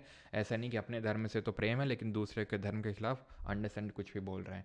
Also written in Greek in the Kandahar Greek edict of Ashoka, it mentions Mahamatta in charge of women's welfare, तो महामत्ता कौन था, महामत्ता आपके जो विमेन वेलफेयर का इंचार्ज था। एंड 13th रॉक एडिक्ट है जिसमें कि कलिंग, ये मेंशन करते हैं कलिंग वॉर के बारे में, ठीक है, जो ये 8 साल आफ्टर इस कोरोनेशन लड़ते हैं, और जब इनको काफ़ी दुख होता है उसके बाद कि इनसे काफ़ी सारे 500,000 का मतलब है 5 लाख लोगों की इन्होंने डेथ करी। अब ये नंबर अगेन एग्जैगरेटेड भी हो सकता है क्योंकि 5 लाख बहुत होता है अपने आप में, और एग्जैगरेटेड क्यों हो सकता है, हमने देखा कि 99 ब्रदर्स थे। अब बिंदुसार मतलब अशोक ने अगर 99 ब्रदर्स को किल किया, दैट मीन्स कि बिंदुसार के 100 बेटे थे, तो बिंदुसार का भी तो यार मतलब स्टैमिना है कि क्या है ना, कुछ तो लिमिट होगी कि नहीं होगी, तो इतने तो नहीं होंगे, है ना। तो खैर क्योंकि बिंदुसार रूलर भी तो उनको और भी तो कुछ काम होंगे कि फिर दिन भर, और deported during his conquest by Dhamma, तो ये बड़ा इंपॉर्टेंट है जो 13th वाला है, क्योंकि ये कलिंग वॉर के बारे में मेंशन करता है, और इतना इंपॉर्टेंट मतलब रहा है अभी, इतनी बार क्वेश्चन पूछा गया कि अब थोड़ा सा कम इंपॉर्टेंट टाइप है, क्योंकि अब सबको पता हो गया है कि भाई हाँ वही पूछेगा रॉक एडिक्ट नंबर 13, मतलब कलिंग वॉर किस में है, तो रॉक एडिक्ट नंबर 13 में है, ठीक है। तो ये चीज़ ध्यान रखना। वैसे तो आई थिंक पता होगा आप में से कुछ लोगों को, नहीं पता तो रट लीजिए कि 13th वाले में Kalinga war mention, it is important, ठीक है। एंड डिस्क्राइब एंड गिविंग, तो ये आपको याद नहीं करना है, तो 13वां याद करना है।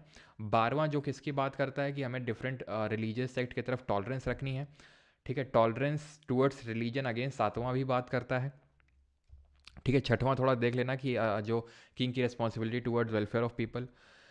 चौथा ध्यान रखना है जहाँ पे इन्होंने बताया किस तरह से धम्म घोष बड़ा है बेरी घोष से। दूसरा कि मेडिकल केयर मैं प्रोवाइड करूँगा मैन एनिमल का, उतना इंपॉर्टेंट तो नहीं है दूसरा वाला भी, लेकिन पहला ध्यान रखना, ठीक है। पहला ध्यान रखिएगा कि एनिमल स्लॉटर नहीं करनी है। चौथा बोलता है कि धम्म घोष ऊपर है बेरी घोष से। 7वां बोलता है टॉलरेंस रखनी है।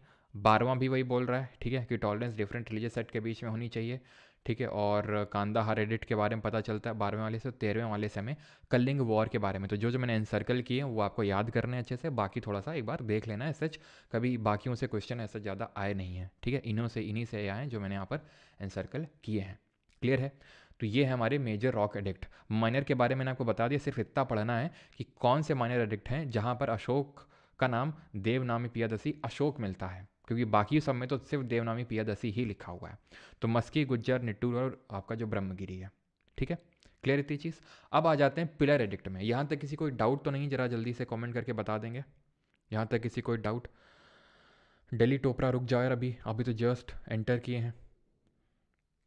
What is the difference between seventh and twelfth? Seventh बोला tolerance toward all religions and sects, tolerance among different religious sect. ठीक है, यहाँ पर सिंपल सिर्फ इतना ही लिखा हुआ है कि हमें, अब देखो खुद ही सोचो कि पहले इन्होंने सातवां लिखाया होगा, फिर इनके दिमाग में आया होगा कि हमें ये भी चीज़ बतानी है लोगों की कि भाई मैं पहली बार धम्मा यात्रा में कहाँ गया था, बोध गया और बोधि ट्री में गया था, फिर इंपॉर्टेंस क्या है। तो ऐसा तो नहीं सब एक साथ ही लिखवा दिए थे, ठीक है, धीरे धीरे करके इस तरह से लाइन ऐड हुई होंगी। तो इन्होंने वही, एक तो ये चीज़ सेम ही है कि टॉलरेंस रखना है हमें, अमंग डिफरेंट रिलीजियस सेट के बीच में टॉलरेंस होना चाहिए, लड़ाई दंगे नहीं करने हैं। प्लस इन्होंने अपने कांदाहार ग्रीक एडिक्ट के बारे में बताया और महामत्ता के बारे में बताया, तो ये एक्स्ट्रा है इसमें। ठीक, अब आ जाते हैं किस में, पिलर एडिक्ट में। अब इन्होंने पिलर्स में भी कुछ लिखवाया और इनके पिलर्स बड़े स्पेशल हैं। अगर आप देखो तो टॉप में कुछ बैठा हुआ है, क्या है? सीडीएस के लिए कर रहा हूँ सरोज के, ठीक है, सीडीएस के भी अभी क्वेश्चंस करेंगे। सर कल छुट्टी है क्या? कल छुट्टी नहीं है भाई, ठीक है। हम्म। अच्छा, आप उड़ीसा से गंजम से हैं रजनीकांत जी, ओके। हाँ हाँ हाँ हाँ हाँ, कहाँ गए थे आप सर, कब? ये लास्ट में आंसर करेंगे डॉक्टर एचपी जी, ठीक है, कि बैच को कैसे मैनेज करना है। सिंघम है, अच्छा चलो भाई। तो अभी आते हैं पिलर एडिक्ट में। तो आप देख सकते हैं खंबा है, ठीक है, खंबे में कुछ ना कुछ लिखा हुआ है। अगेन जैसे कि चट्टानों में लिखा हुआ था, जैसे चट्टानों में लिखा हुआ था रॉक में, वैसे यहाँ पर भी लिखा हुआ था, ठीक है। तो इसी को हम पिलर एडिक्ट बोलते हैं, ठीक है। अब कितने पिलर एडिक्ट हैं? 7। अगेन इसका मतलब क्या है? 7 खंबे नहीं, 7 पिलर नहीं, 7 लाइनें थी पिलर में, ठीक है। और एक ही खंबा था, एक ही पिलर था जिसमें कि 7वीं लाइन मिली थी, बाकी किसी में 2, 5, 4, 3, ठीक है, 7 किसी में पूरी नहीं थी except one, that is Delhi Topra का।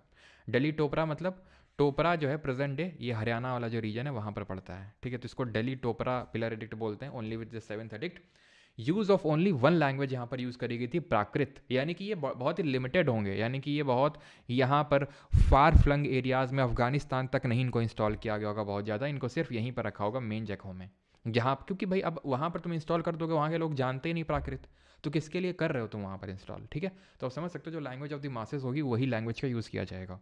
तो प्राकृत लैंग्वेज का यूज़ किया गया था एंड ओनली वन स्क्रिप्ट ब्रह्मी, जो कि कॉमन लैंग्वेज, सबसे ज़्यादा यूज़ करी गई लैंग्वेज और सबसे ज़्यादा यूज़ करी गई स्क्रिप्ट थी रॉक एडिक्ट्स में, ठीक है। इसी तरह लौरिया अराज था, लौरिया नंदगढ़ था जो कि बिहार में था, ठीक है। लौरिया अराज और लौरिया नंदगढ़। अब था क्या कि लौरिया अराज वाले में कोई कैपिटल नहीं थी, हैं, कैपिटल नहीं थी, राजधानी नहीं थी, नहीं नहीं नहीं। अब राजधानी का ये नहीं है, देखो तो यहाँ पर आपको बताता हूँ इसका पूरा स्ट्रक्चर क्या होता है। तो ये जो आप देख रहे हैं इसको शाफ्ट बोलते हैं, पूरा स्ट्रक्चर समझना होगा आपको इसको, ये शाफ्ट होता है। ये जो आप देख पा रहे हो ये इन्वर्टेड लोटस है, ये जो दिख रहा है, ये दिख रहा है आपको, ये सब में था उल्टा लोटस, ठीक है, इन्वर्टेड लोटस, ठीक है, इन्वर्टेड लोटस था ये, उल्टा लोटस। और ये जिसके ऊपर रखा था, अगर आप ये ध्यान से देखें तो ये जो है ना, ये इसको बोलते थे, इसको बोलते थे, तो यहीं लिख दें क्या? ये तो चलो यहाँ पर भी लिख देते हैं, इसको बोलते थे अबैकस। और ये जो ऊपर बैठे हुए हैं, ठीक है, टॉप पे जो एनिमल है, इसको बोलते थे कैपिटल, इसको कैपिटल बोला जाता है, ठीक है। तो आप समझिए ये आपका इन्वर्टेड लोटस है, ठीक, ये आपका अबैकस है और ये आपका कैपिटल है। अब कैपिटल डिपेंड करता है कि कहाँ पे कौन सा एनिमल मिला। जैसे कि आप यहाँ पर देखो तो ये क्या बैठा हुआ है, एक लायन बैठा हुआ है, ये लौरिया नंदगढ़ का है, बिहार में जो कि मिला लौरिया नंदगढ़, ठीक है, एक सिंगल लाइन मिला। लौरिया अराज में कोई, ये भी बिहार में है, यहाँ पे कोई कैपिटल नहीं मिला, मतलब कुछ था ही नहीं खंबे के ऊपर। क्यों नहीं मिला अब हमें नहीं पता क्यों नहीं मिला, क्योंकि हो सकता है कोई उखाड़ ले गया उसको, क्योंकि अब ये अशोक के टाइम पे बने थे। अब अशोक का टाइम आप समझ लो कि ये कौन सा बीसी चल रहा है, 4th सेंचुरी बीसी चल रहा है कि नहीं, अगर हम सॉरी 3rd सेंचुरी बीसी चल रहा है कि नहीं, अगर हम रफली 250 बीसी की अगर हम मान लो बात कर रहे हैं, 250 बीसी तो मतलब 3rd सेंचुरी बीसी। और इसके बाद कितने सारे रूलर्स आए होंगे, कितने इस्लामिक इन्वेजन्स हुए, खासकर मतलब जो ये सारी चीज़ों को डिस्ट्रॉय करने का जो क्रेडिट जाता है वो जाता है इस्लामिक इन्वेजन को, ठीक है। और ये चीज़ मैंने भी देखी, क्योंकि जब ठीक है, अब पिछले मतलब कुछ टाइम पहले मतलब कुछ महीनों पहले मैं गया था यहाँ पर जो कलिंजर का फोर्ट है, तो वहाँ पर मतलब देखा था मैंने जितनी भी मूर्तियाँ थी इंडियन गॉड और गॉडेसेस की, सब सब सब सब की सब खंडित थी। खंडित इन दी सेंस नाक काट रखी है, शिवलिंग तोड़ रखे हैं, ठीक है, वो सब वहाँ पर हो रखा है। तो मतलब वहाँ पर मोहम्मद गौरी का जब इन्वेजन हुआ था वहाँ पर, ठीक है, क्योंकि काफ़ी सारे इस्लामिस्ट ने वहाँ पर इन्वेजन किया था, मोहम्मद गौरी, शेर शाह सूरी, ये सब गए थे वहाँ पर। तो शेर शाह सूरी खैर कैप्चर तो नहीं कर पाया था, कैप्चर करते वक्त ही वहीं पे उसकी डेथ हो गई थी। तो लेकिन वो काफ़ी क्रेडिट जाता है कि मतलब पूरी तरह से इन सबको नष्ट करने का। तो हो सकता है या तो कुछ नेचर की वजह से, या फिर हो सकता है इस्लामिक इन्वेजन की वजह से इन सबको, मतलब हो सकता है इसका कैपिटल उखाड़ ले गया हो कोई। तो लौरिया राज में कोई कैपिटल नहीं मिलता है। ये आप देखोगे प्रेसिडेंट हाउस जो हमारे राष्ट्रपति भवन है उसके सामने रखा हुआ है, राष्ट्रपति भवन के सामने। ये क्या है? ये है बुल। ठीक है, पहला बैशाख की शुभकामनाएं। अच्छा, पहला बैशाख है क्या? अच्छा sir, only had visited Kalinjar fort. Parikshit समझ गया यार, परीक्षित बैच में, इस बैच में तो यार पहली बार बता रहे हैं, अब तुम यार दूसरी तीसरी बार सुन रहे हो तो हम क्या करें हैं? क्यों? हम्म चलो, तो रामपुरवा, अब एक ही जगह मैं गया हूँ, ज़्यादा गया नहीं हूँ, तो फिर वही बताऊँगा ना मैं। तो रामपुरवा का ये बुल है, ठीक है। यहाँ पर जो रामपुरवा में हमें मिला था पिलर, उसमें एक बुल था। ये देख रहे हैं, नोटेड लोटस, अबैकस और बुल। इसको निकाल के यहाँ पर रखा गया राष्ट्रपति भवन के सामने। अगर आप देखोगे सर्च करके तो ये आपको दिखेगा गूगल पे। बाकी अब जब ये जानना तो आप देखना इसको, ठीक है, ये आपकी जॉब लग जाएगी तब। और ये क्या है? ये सारनाथ से मिला। जो सारनाथ का जो पिलर था ना, जहाँ पर गौतम बुद्ध ने अपना पहला सरमन दिया था, अपना जो पहला उपदेश दिया था, तो जो उन्होंने पहला उपदेश दिया था वो सारनाथ में दिया था। तो उन्होंने उसको विजिट किया था, ठीक है। और उसको काइंड ऑफ सेलिब्रेट करने के लिए तो उन्होंने ये वाला पिलर बनाया था। और इसमें ये हमारा आज नेशनल एम्बलम है देश का, जिसको नेशनल एम्बलम डिक्लेयर किया गया था 24 जन 1950। और इसमें जो चक्र देख रहे हैं, अशोक चक्र जिसको बोलते हैं, ये आपको पता है हमारे इंडियन फ्लैग में भी है। और इसको जवाहरलाल नेहरू ने प्रपोज किया था जब हमारी आज़ादी से जस्ट एक महीने पहले, यानी कि जुलाई 1947, कि इस तरह से अशोक चक्र हमारे तिरंगे के बीच में होना चाहिए, जो शांति का प्रतीक हो, जो शांति को दर्शाए। इसमें कई ये पूछता है कई बार कि इसमें कौन कौन एनिमल्स हमें देखने को मिले। तो ऊपर आपको क्या दिख रहे हैं? ऊपर 4 शेर हैं, दिख आपको 3 रंग, लेकिन एक पीछे के साइड है। तो ये 4 लायंस हैं ये, ठीक है। और यहाँ पर भी कोई कुछ कुछ जानवर आपको दिख रहे होंगे, ठीक है। यहाँ पर कौन कौन से जानवर है मैं लिखता हूँ। बुल है, एलिफेंट है और हॉर्स है। और ये जैसे बुल है, ठीक है, तो एलिफेंट है, इन दोनों को अलग कौन कर रहा है? चक्र। ऐसे एलिफेंट और जो हॉर्स है उसको कौन अलग कर रहा होगा?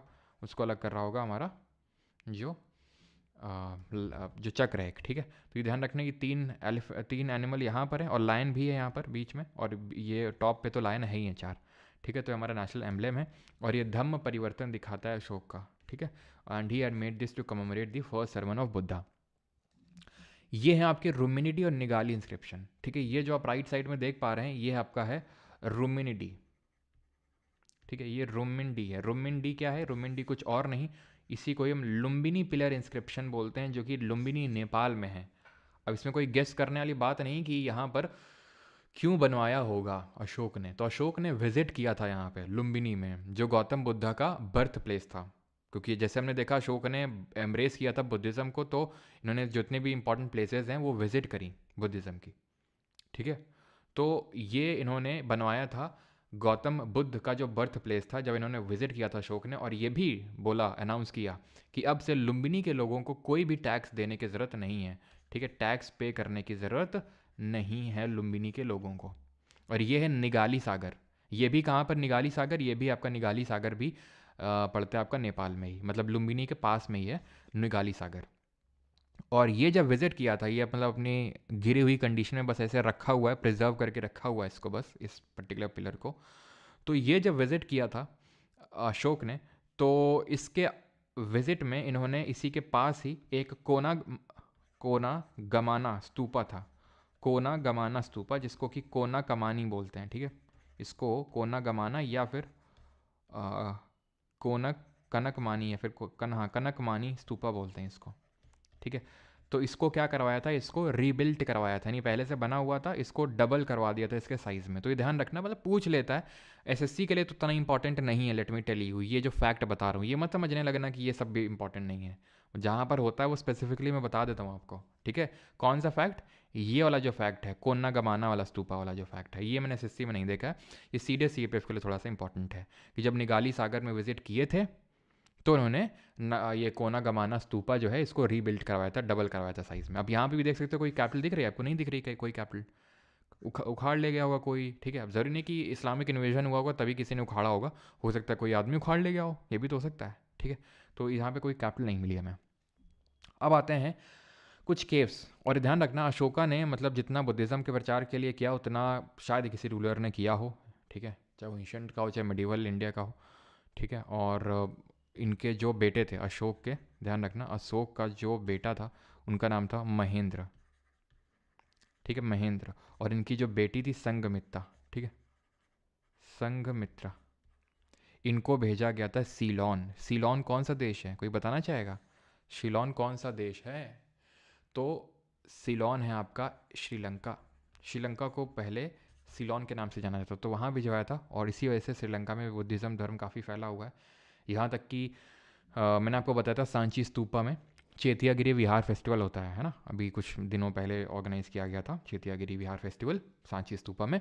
तो वहाँ पर किसके रिलिक्स को वर्शिप किया जाता है? महामोगलेना और सरिपुत्ता।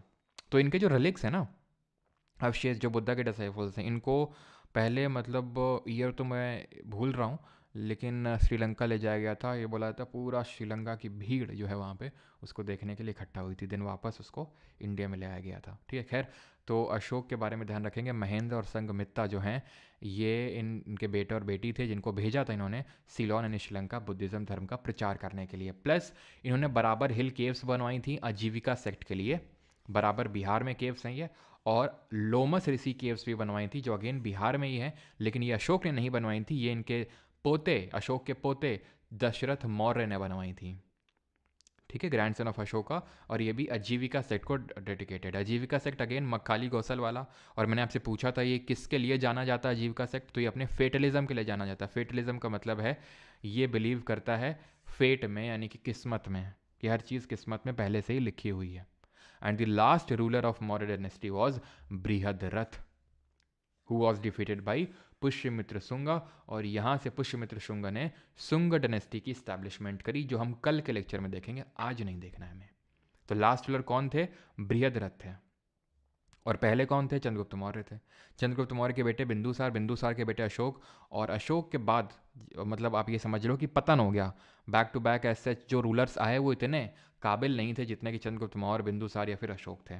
तो इसी वजह से ज़्यादा ये सर्वाइव कर भी नहीं पाया। और ठीक है, हमेशा आप दिल जीत के नहीं आप एम्पायर को बना सकते हो, ठीक है, थोड़ा डंडा भी लोगों को मारना पड़ता है, और वो डंडा अशोक ने मारा नहीं, ठीक है, बाद के अपने लास्ट ईयर्स में। तो इसी वजह से ये भी माना जाता है कि ये कोलैप्स कर गया। थोड़ा सा मॉडर्न एडमिनिस्ट्रेशन के बारे में समझ लेते हैं, अगर यहाँ तक सभी को सारी चीज़ें क्लियर हो, और उसके बाद हम क्वेश्चंस करेंगे, ठीक है। There are too many ads in the नेटो लेक्चर फ्रॉम लेक्चर 13। ओके, गलती से लग गए होंगे, हटवा देंगे, ठीक है।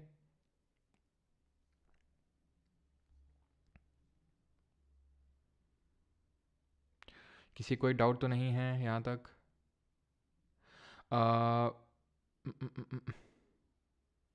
लॉन्गेस्ट जो पिलर एडिक्ट था वो 13वें नंबर का था आपका, ठीक है, 13वां, जो जिसमें कलिंग वॉर के बारे में मेंशन्ड है, ठीक है। ये जो है ना 13वां वाला, ये सबसे मतलब वो था, है ना। और अच्छा, अगर आप ये पूछ रहे हो कि मतलब सबसे मतलब 14 लाइनें किस में थी, तो 14 लाइनें गिरनार वाले में थी। ये जो गिरनार वाला नहीं बताया था आपको, गुजरात में जो ये, इसमें 14 लाइनें थी। इसमें आपकी 14 टोटल 14 लाइन थी। और पिलर एडिक्ट सबसे लंबा बात करोगे तो दिल्ली टोपरा का है। दिल्ली टोपरा में मैंने बताया था 7 लाइन्स है।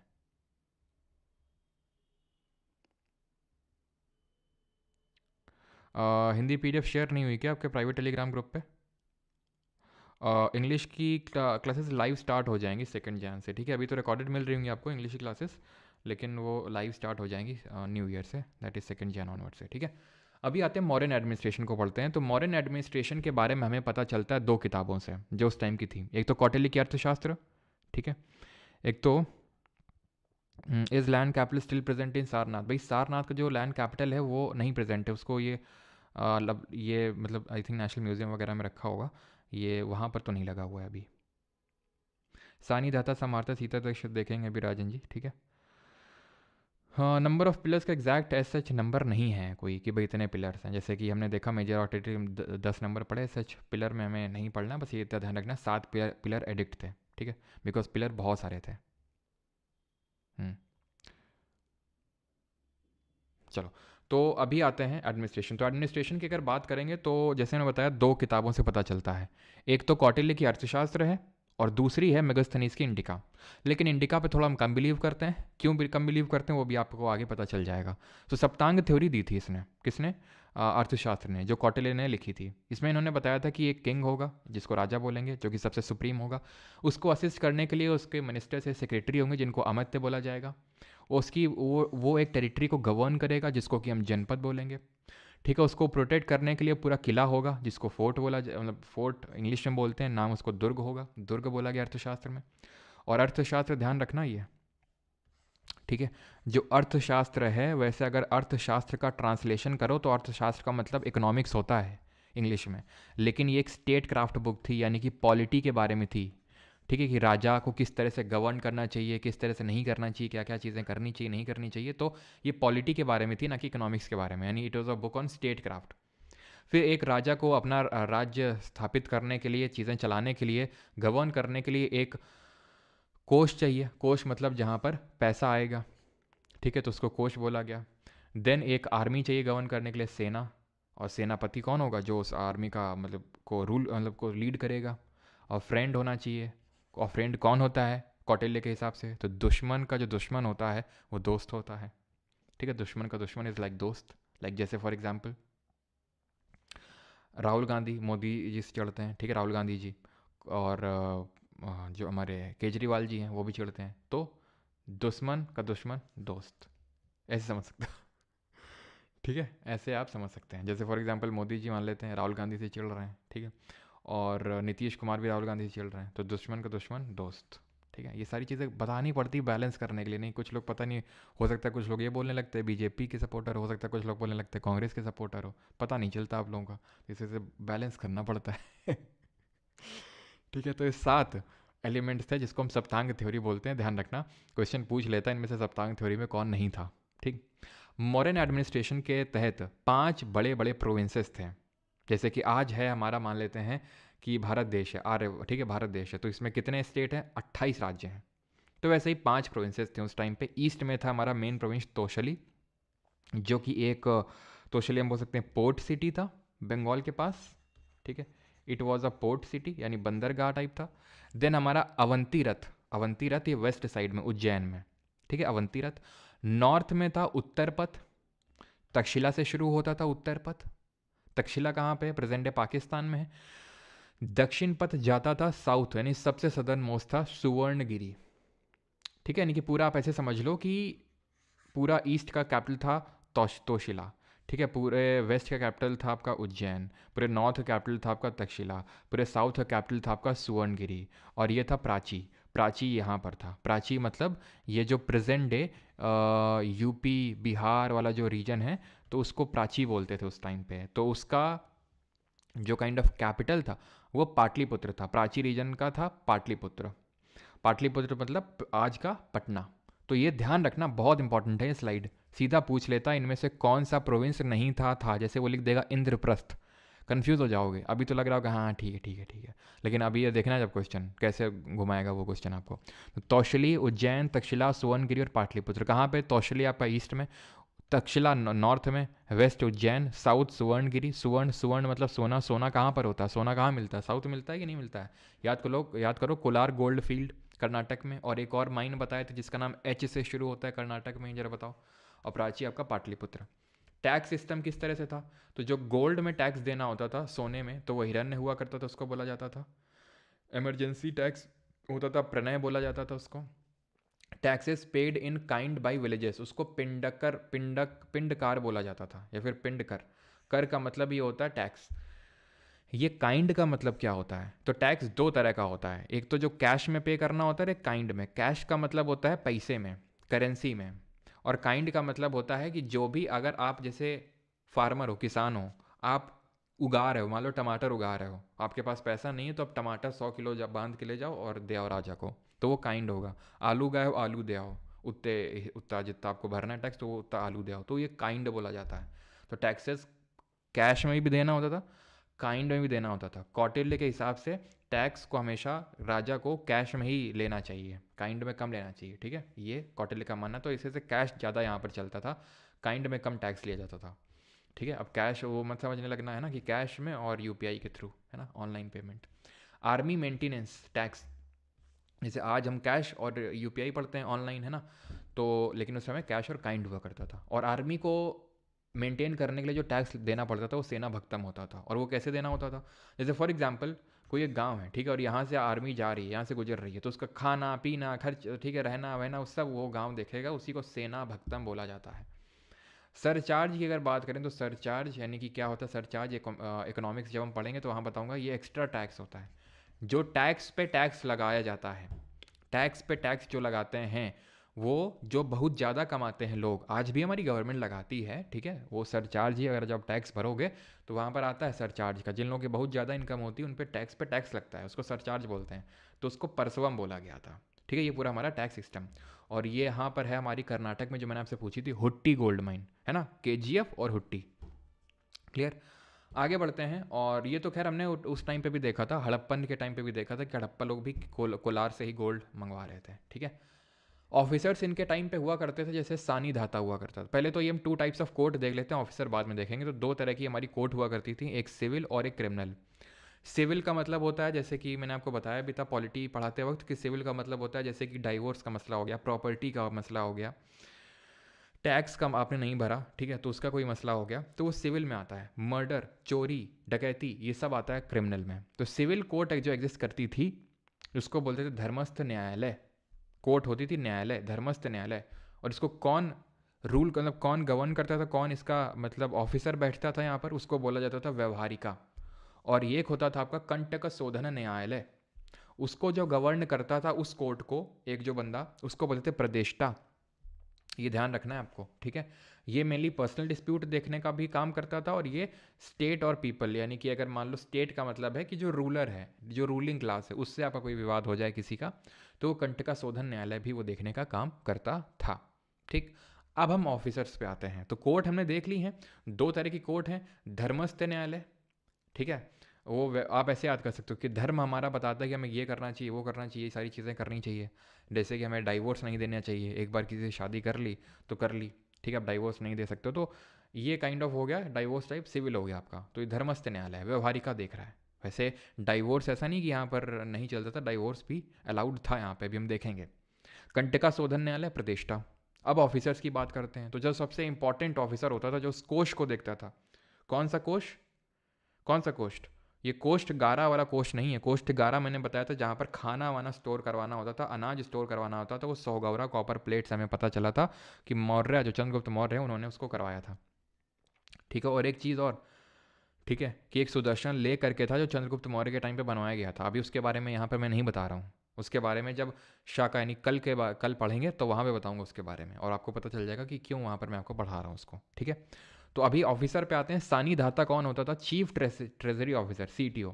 चीफ ट्रेजरी ऑफिसर का मतलब है, ट्रेजरी का मतलब है वही कोष जहाँ पर पैसा आ रहा है, उसको कौन देखेगा, सानी धाता। लेकिन उसको कलेक्ट कौन करेगा, कलेक्टर जनरल कलेक्ट करेगा, संहारता, ठीक है, संहारता, ध्यान रखना। ये सबका पैसा हर लेगा, सबका पैसा हर लेगा, है ना। हर लेने का मतलब क्या होता है कि भगवान सारे दुख को हमारे हर लो, हर लो का मतलब अपने पास ले लो हमारे सारे दुखों को। तो हर लेना मतलब अपने पास ले लेना। तो ये कलेक्ट करता था, जा जाके हरता। और सानी धाता क्या करता था, सानी धाता करता था, बैठ के एकदम म्यूजिक बजाता था, सितार बजाता था, गिटार बजाता था, और ट्रेजरी को देखता था वहाँ बैठ बैठ के बस, ठीक है। देन गोपा कौन होता था, he was responsible for accounts. अक्षपटलिक कौन होता था, ये ऑडिट करता था कि भाई ये जो पैसा इकट्ठा किया गया है, तो मतलब कितना पैसा कहाँ से आया। जैसे जो आज हमारा काम कैग करता है, कंट्रोलर ऑडिटर जनरल, अभी करंट कैग कौन है बताओ जरा। तो वो काम था अक्षय का, अक्षय पटालिका का। नगर का काम क्या था, सिटी एडमिन थे ये, ठीक है। तो ये एडमिन आईडी संभालते थे नगर। सीताध्यक्ष की अगर बात करें तो ये एग्रीकल्चर, तो ऐसे याद कर लो, सीता जी एग्रीकल्चर देखती थी। संस्थाध्यक्ष ये मार्केट संस्था देखते थे, पूरी संस्था मेंटेन ठीक से है कि नहीं, मार्केट को देख रहे हैं। नाव अध्यक्ष, नाव मतलब अगेन नाव का मतलब ही होता है शिप। अश्व अध्यक्ष, अश्व का मतलब क्या होता है, घोड़ा। तो कैवलरी के कमांडिंग ऑफिसर थे। कैवलरी का मतलब होता है जो हमारी घुड़ सेना होती है, उसको बोलते हैं कैवलरी, ठीक है, ध्यान रखना है आपको। तो वो आपकी होगी अश्व अध्यक्ष, उसको देखते थे, ठीक है। देन अगर हम बात करें शुल्क अध्यक्ष, शुल्क का कल भी मैंने बताया था, शुल्क का मतलब होता है टैक्स। और ज़रा कमेंट बताना है आपको कि ये लोग बाली करके टैक्स लगाते थे मगध एम्पायर वाले, ठीक है, ठीक है, बाली, ठीक है, बली नहीं, भोग, भोग करके जो टैक्स लगा, बली तो वॉलेंट्री ऑफरिंग हुआ करती थी, भोग ये कितना होता था, कितना ऑफ द प्रोड्यूस होता था, जल्दी से बताइए जरा। धम्म महामत्ता, ये न्यू पोस्ट क्रिएट की गई थी अशोक के द्वारा to check if people are following the concept of dhamma, यानी कि स्पेशली धम्म के लिए धम्म महामत्ता अलग से बनवाया गया था, ठीक। अकॉर्डिंग टू मेगास्थनीज के हिसाब से अगर देखा जाए तो म्यूनिसिपल जो एडमिनिस्ट्रेशन था, जैसे उन्होंने इंडिका में लिख के गए थे ये, ठीक है, किसने भेजा था इनको, सेलिकस निकेटर ने, ग्रीक एम्बेसडर थे ये। तो इनके हिसाब से 6 कमिटीज़, मतलब 30 लोगों की एक कमिटी थी, 6 कमिटी थी, हर कमिटी में 5 लोग, यानी कि 30 लोगों की कमिटी होगी, ठीक है। और आर्मी की अलग से 30 लोगों की कमिटी थी, ठीक है, आर्मी की अलग से 30 लोगों की कमिटी थी, उसमें भी अलग अलग 6 तरह की कमिटियाँ हुआ करती थी आर्मी की, और उसमें भी हर में 5-5 मेंबर हुआ करते थे, ठीक है। ये मैंने आपको प्रोविंशियल एडमिनिस्ट्रेशन के बारे में पहले ही बता दिया है कि सेंट्रल प्रोविंस मगध हुआ करता था, उत्तर पक्ष तक्षशिला, ईस्टर्न आपका प्रश्यपथ, तौशली, सदर्न वाला आ जाएगा आपका, तौशली कहाँ पर, वही वेस्ट बंगाल और उड़ीसा के पास वाला जो रीजन है आपका। सदर्न आ जाएगा आपका दक्षिण पथ, सुवर्णगिरी, और वेस्टर्न आ जाएगा आपका ये, और नदर्न वाला कहाँ पर आ जाएगा, तक्षशिला, ठीक है। तो ये 4 जो है हम लोगों ने देखे, तो ये आपको ध्यान रखना है। और प्राची वाला जो था, प्राची का क्या था, पाटलिपुत्र था, ठीक है। तो ये प्रोविंशियल एडमिनिस्ट्रेशन आपको ध्यान में रखना है, ठीक है, जो 5 पार्ट में डिवाइडेड था, प्राची पाटलिपुत्र, तक्षशिला नदर्न वाला, उज्जैन वेस्टर्न वाला, तौसली आपका ईस्टर्न वाला, और सुवर्णगिरी सदर्न वाला, ठीक है। तो 5 पार्ट में आपका पूरा डिवाइडेड था प्रोविंस, ये चीज़ आपको ध्यान में रखनी है। ये 6 कमिटीज़ वाला उतना इंपॉर्टेंट तो नहीं, लेकिन थोड़ा सा ध्यान रखना, ठीक है। सोसाइटी 4 वर्णों में डिवाइडेड थी, जितना कि हमें पता है, लेकिन इंडिका में मेगास्थनीज ने लिखा था 7 कास्ट में डिवाइडेड थी सोसाइटी, जो कि बात गलत थी। क्यों गलत थी, क्योंकि हमें पता है कि ब्राह्मण, क्षत्रिय, वैश्य, शूद्र 7 वर्ण, इस 6वें 5वें 6वें 7वें कौन से नए पैदा हो गए। तो ये माना जाता है कि भाई मेगास्थनीज ने कुछ और ही देख लिया, ठीक है, इसके से इनको लगा कि ये भी वर्ण है। इनके हिसाब से ध्यान रखना, ये अभी MTS 2024 में सवाल पूछा गया है, ठीक है, तो ध्यान रखना इसको क्या, ठीक है। पहले तो CGL 2022 में पूछा गया था कि 7 मतलब कितने वर्ल्ड में कितने कास्ट में डिवाइड किया गया है, ठीक है, कितने कास्ट में इसको डिवाइड किया गया है, तो 7 कास्ट में उसको डिवाइड किया गया है, ठीक है, ये आपको बात याद हो गई। लेकिन पहले में कौन है, दूसरे में कौन है, तीसरे में, चौथे में, ये आपको पता होना चाहिए। तो इस बार पूछ लेता 7वें में कौन है, आखिरी में, तो काउंसलर है। ये पहले में है, ये एकदम ऑर्डर में है। दूसरे नंबर पर दूसरा वर्ण है फार्मर का, तीसरा है हंटर और शेफर्ड का, हंटर गैदरर का, ठीक है, जो मार रहे हैं, खा रहे हैं, ठीक है, भेड़ें चरा रहे हैं। चौथा है ट्रेडर का, ट्रेडिंग कम्युनिटी जो है हमारी। पांचवा है जो सोल्जर है यानी वॉरियर है। छठवां जो ओवरसीयर स्पाई यानी जासूसी करने का काम करते हैं, ये चीज़ हमें पता चलती है कौटिल्य के अर्थशास्त्र से भी कि जासूस भी अपॉइंट कर रखे थे। और सातवें हमारे काउंसलर, ठीक है। तो ये 7 वर्ण 7 कास्ट थी, और किस नंबर पे कौन है ये याद रखना है आपको। आप ऐसे याद कर सकते हो, आप ऐसे याद कर लो, पीसीएस पहला वाला है आपका फिलोसोफर, दूसरा वाला फार्मर है ना, तो फार्मर को कल्टीवेटर कर लो, कल्टीवेटर भी तो बोल सकते हैं फार्मर को, याद ही तो करना है। दूसरा ये हो जाएगा। तीसरा शेफर्ड कर लो उसको, पीसीएस, ठीक है, शेफर्ड, पीसीएस TWO2, PCS2, ठीक है। टी से हो जाएगा ट्रेडर, देखने की ज़रूरत नहीं, खुद से रिकॉल करो, ठीक है। डब्ल्यू से हो जाएगा वॉरियर यानी कि सोल्जर आपका। ओ से हो जाएगा क्या, ओवरसीयर यानी स्पाई 2। 6 याद कर लोगे, एक तो अपने आप याद हो जाएगा, वो काउंसलर नहीं भी याद करोगे तो 6 हो गए। अब अगर मान लो पूछ ले 7वें में क्या है, तो अगर इनमें से जो नहीं है वो 7वें में हो जाएगा, खत्म। वैसे 7वें में काउंसलर है, ठीक, खत्म हो गया। तो PCS2 याद कर लो आप, ठीक है, PCS और 2। हो सकता है आगे फिर से पूछ ले, क्योंकि अभी MTS में पूछा है इसने सवाल को, ठीक। स्लेवरी नहीं होती थी कोई, अंत्यज्य किसको, मतलब स्लेवरी नहीं होती थी किसके according, according to Megasthenes, according to Megasthenes की जो इंडिका है उसके हिसाब से कोई स्लेवरी नहीं थी। लेकिन अगर हम अर्थशास्त्र पढ़ें कौटिल्य की, तो वहाँ में पता चलता है स्लेवरी वॉज प्रेवलेंट, स्लेवरी थी। तो हम किसका मानेंगे, हम अर्थशास्त्र का मानेंगे। क्यों, क्योंकि भाई वो तो उनके कोर्ट में ही थे ना कौटिल्य तो, और वो तो वहीं के रहने वाले हैं इंडिया के, ये तो बाहर से आया है। अब अगर मान लो कि कोई आए आपके घर में और आपके घर के बारे में ये चीज़ें लिखे कि इनके घर में ऐसे होता है वैसे होता है, और एक आप किताब लिख के जाओ कि ऐसा होता है वैसे होता है, तो आपकी मानी जाएगी ना, क्योंकि आप तो घर में रह रहे हो, वो तो कोई बंदा बाहर से आया है, उसको क्या पता, ठीक है। अंत्यजा विदाउट एनी कास्ट, यानी कि जो किसी कास्ट का नहीं होता था उसको अंत्यजा बोला जाता था। और अगर कोई इंटर मैरिज कर लेता था तो उसको अंत्यजा कंसिडर किया जाता था, ठीक है, कि भाई वो उसने अपनी कास्ट खो दी है, ठीक है, ये माना जाता था। और ये भी माना जाता था अकॉर्डिंग टू कौटिल्य की अर्थशास्त्र में बात कर रहा हूँ, इंपॉर्टेंट है ध्यान रखना, कि अगर कोई किंग, अगर कोई राजा किसी दासी से, किसी अपनी स्लेव से, दासी से, समझ रहे हो, ठीक है, और उनसे उनका ऑफस्प्रिंग होता है, नहीं बेटा होता है, तो वो जो बेटा हुआ, चाइल्ड हुआ, ठीक है, किंग तो हायर ऑर्डर का होगा, हायर वर्ण का होगा, और हायर वर्ण का ही जो उच्च वर्ण है, जो ब्राह्मण क्षत्रिय वैश्य शूद्र, हमें पता है ये वर्ण सिस्टम होता है, तो जो उच्च वर्ण के लोग हैं, पहली बात तो ब्राह्मण क्षत्रिय वैश्य शूद्र ये आर्यंस हैं, इनके अलावा नॉन आर्यंस भी हुआ करते थे, तो नॉन आर्यन तो कभी राजा बन ही नहीं सकता था अकॉर्डिंग टू अर्थशास्त्र। कौटिल्य बोलते थे राजा उच्च ही वर्ण का होना चाहिए, ठीक है। लेकिन अगर इस तरह का कोई बच्चा पैदा होता है जो मतलब दासी के साथ, ऐसे किंग का कोई रिलेशन होता है दासी के साथ, तो वो जो बच्चा है ना, पहली बात तो वो दासी फ्री हो जाएगी, फ्री इन दी सेंस कि अब वो निचली कास्ट की नहीं, मतलब नीचे क्लैन की नहीं रही, नीचे वर्ण की नहीं रही, वो फ्री हो गई अपने बॉन्डेज ऑफ स्लेवरी से फ्री हो गई, वो भी उच्च वर्ण में आ गई, और चाइल्ड भी आपका he is entitled to come to throne. Vishakha Datta के मूत्र राक्षस में भी देखें तो वही चीज़ लिखी हुई है कि धनानंदा के रिलेशन थे उनकी जो दासी थी उनके कोर्ट में, और उन्हीं से ही, और उस दासी का नाम था मूरी, और उन्हीं से ही बेटा हुआ उनका चंद्रगुप्त मौर्य। और वही चंद्रगुप्त मौर्य, क्योंकि अकॉर्डिंग टू अर्थशास्त्र अगर देखा जाए तो अगर किंग दासी, तो वो चाइल्ड एंटाइटल्ड है किंग बनने के लिए, तो इसी वजह से चंद्रगुप्त मौर्य को थ्रोन पे इंस्टॉल किया किसने, कौटिल्य ने, ठीक है। तो ये चीज़ ध्यान रखना, एक बार आई थिंक यूपीएससी में इससे सवाल पूछ लिया था, ठीक है, लेकिन फिर भी ध्यान रखना है भाई, ठीक है। 8 टाइप ऑफ मैरिज लिखी हुई है, कहाँ पर, ये अर्थशास्त्र में लिखी हुई, डाइवोर्स अलाउड था, वेमेन की कंडीशन काफ़ी ठीक थी, कोर्ट में अपॉइंट की गई थी, अभी मैंने बताया दासी हो गई, और अंगरक्षक के तौर पे भी इनको अपॉइंट किया गया था, किनके, जो हमारे राजा थे, ठीक है, पार्ट ऑफ आर्मी, लेकिन अंगरक्षक के तौर पे तो क्या ही, लेकिन खैर छोड़ो। पोर्ट कौन कौन से थे बंदरगाह, तो वेस्टर्न साइड में थे भरूच और सुपारा, ये गुजरात के साइड में आपके, ठीक है, भरूच और सुपारा यहाँ पर आपका महाराष्ट्र के साइड, और भरूच ऊपर ईस्ट में आपका बंगाल में पड़ता था ताम्रलिप्ति, तो ये पोर्ट थे आपके, बंदरगाह थे, ठीक है। Economy had lowered the tax values, people didn't have to pay बाली देने की कोई ज़रूरत नहीं थी, लेकिन जो भाग था वो तो लगता ही था। भाग क्या होता था, 1/6 ऑफ द प्रोड्यूस, है ना, जितना भी आपने प्रोड्यूस किया है कल्टिवेटर्स ने, उसका 1/6 हिस्सा जो है आपको देना होता था।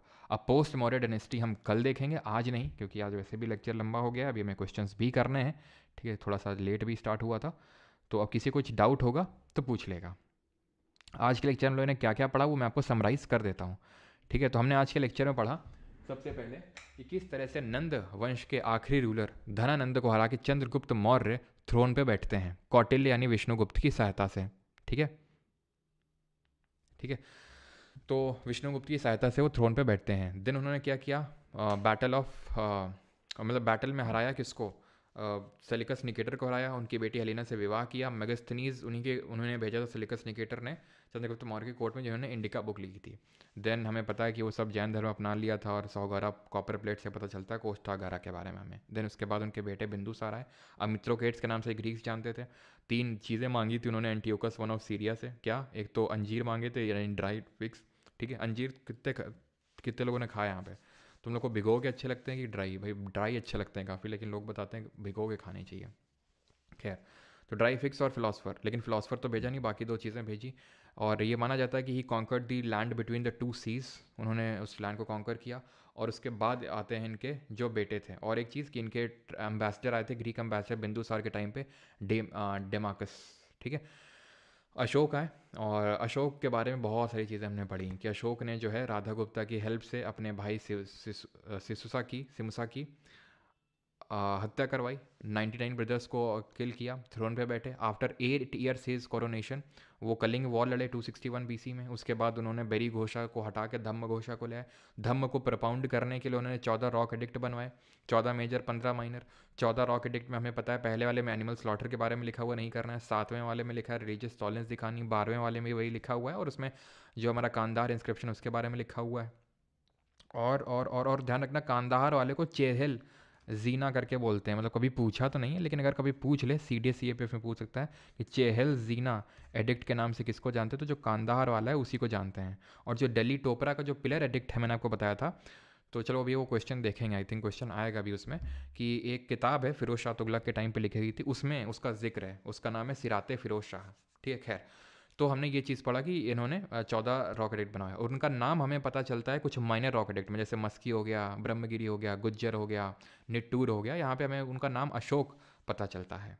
ठीक, और ब्रह्मी स्क्रिप्ट यूज़ की गई है ज़्यादातर, और प्राकृत भाषा का यूज़ किया गया ज़्यादातर। आप तक्षशिला वगैरह में चले जाओगे तो वहाँ पर खरोष्ठी स्क्रिप्ट का यूज़ किया गया, और ऊपर चले जाओगे अफगानिस्तान में तो वहाँ ग्रीक और अरामिक का यूज़ किया गया। ये चीज़ हमने पढ़ी थी। देन ये सब आंखें बंद करके तुरंत माइंड में चलता रहे, मैं रिविजन अपने लिए नहीं कर रहा हूँ, आपको करवा रहा हूँ कि सो दैट चीज़ें थोड़ा समराइज़ हो जाएँ। मुझे पता है एकदम से अभी तो रट नहीं जाएंगे आपको चीज़ें, वो बार बार अभी क्वेश्चन लगाएंगे और चीज़ें याद होंगी, फिर आप खुद से रिवाइज़ करोगे और चीज़ें याद होंगी, तो पूरा स्टेप है, एकदम लेक्चर देखते ही सब अंदर नहीं चला जाएगा आपके। ठीक है, तो ये चीज़ है।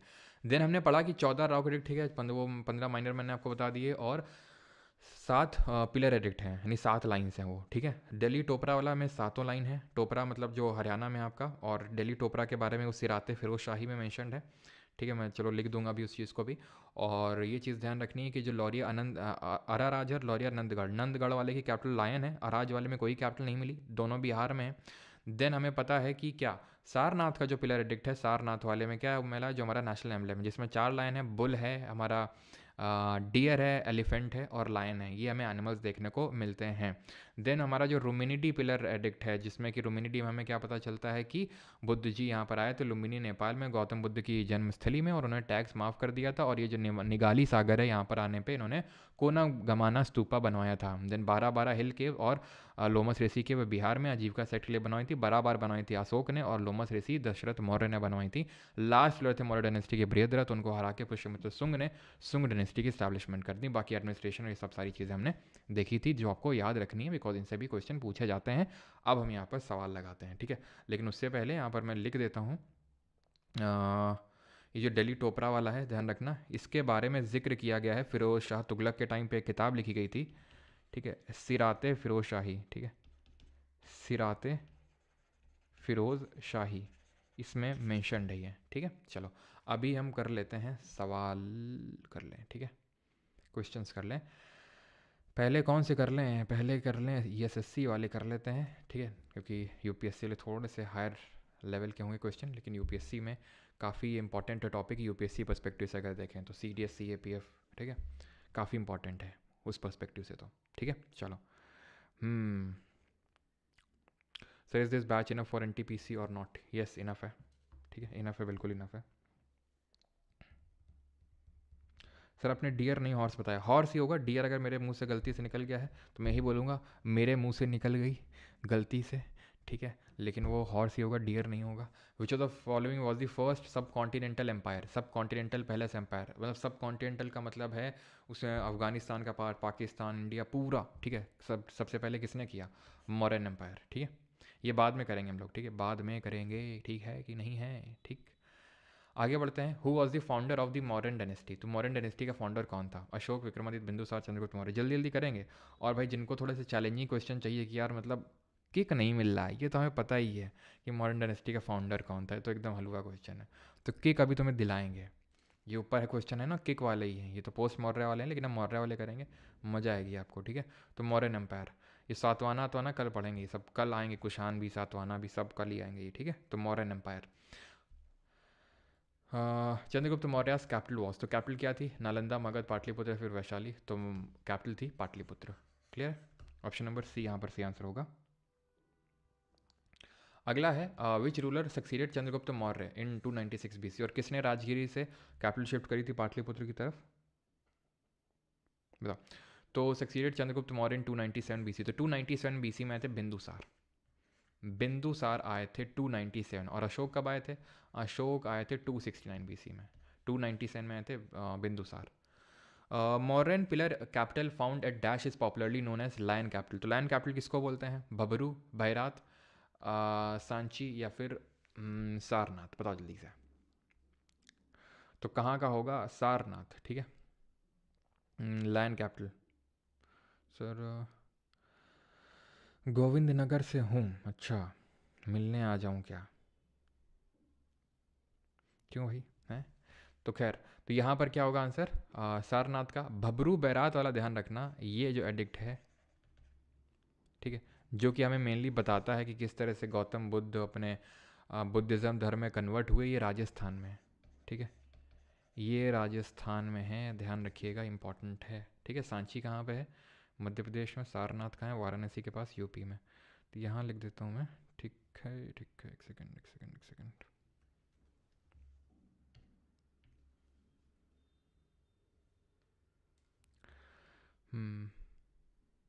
ये रॉक एडिक्ट है, भबरू बैरात वाला, ठीक है, भबरू बैरात रॉक एडिक्ट, जो हमें बताता है अशोक का कन्वर्जन इनटू बुद्धिज़्म।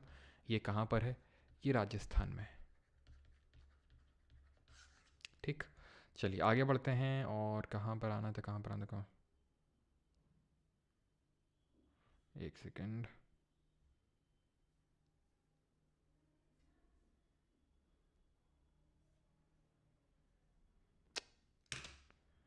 क्या हो गया यार इसमें?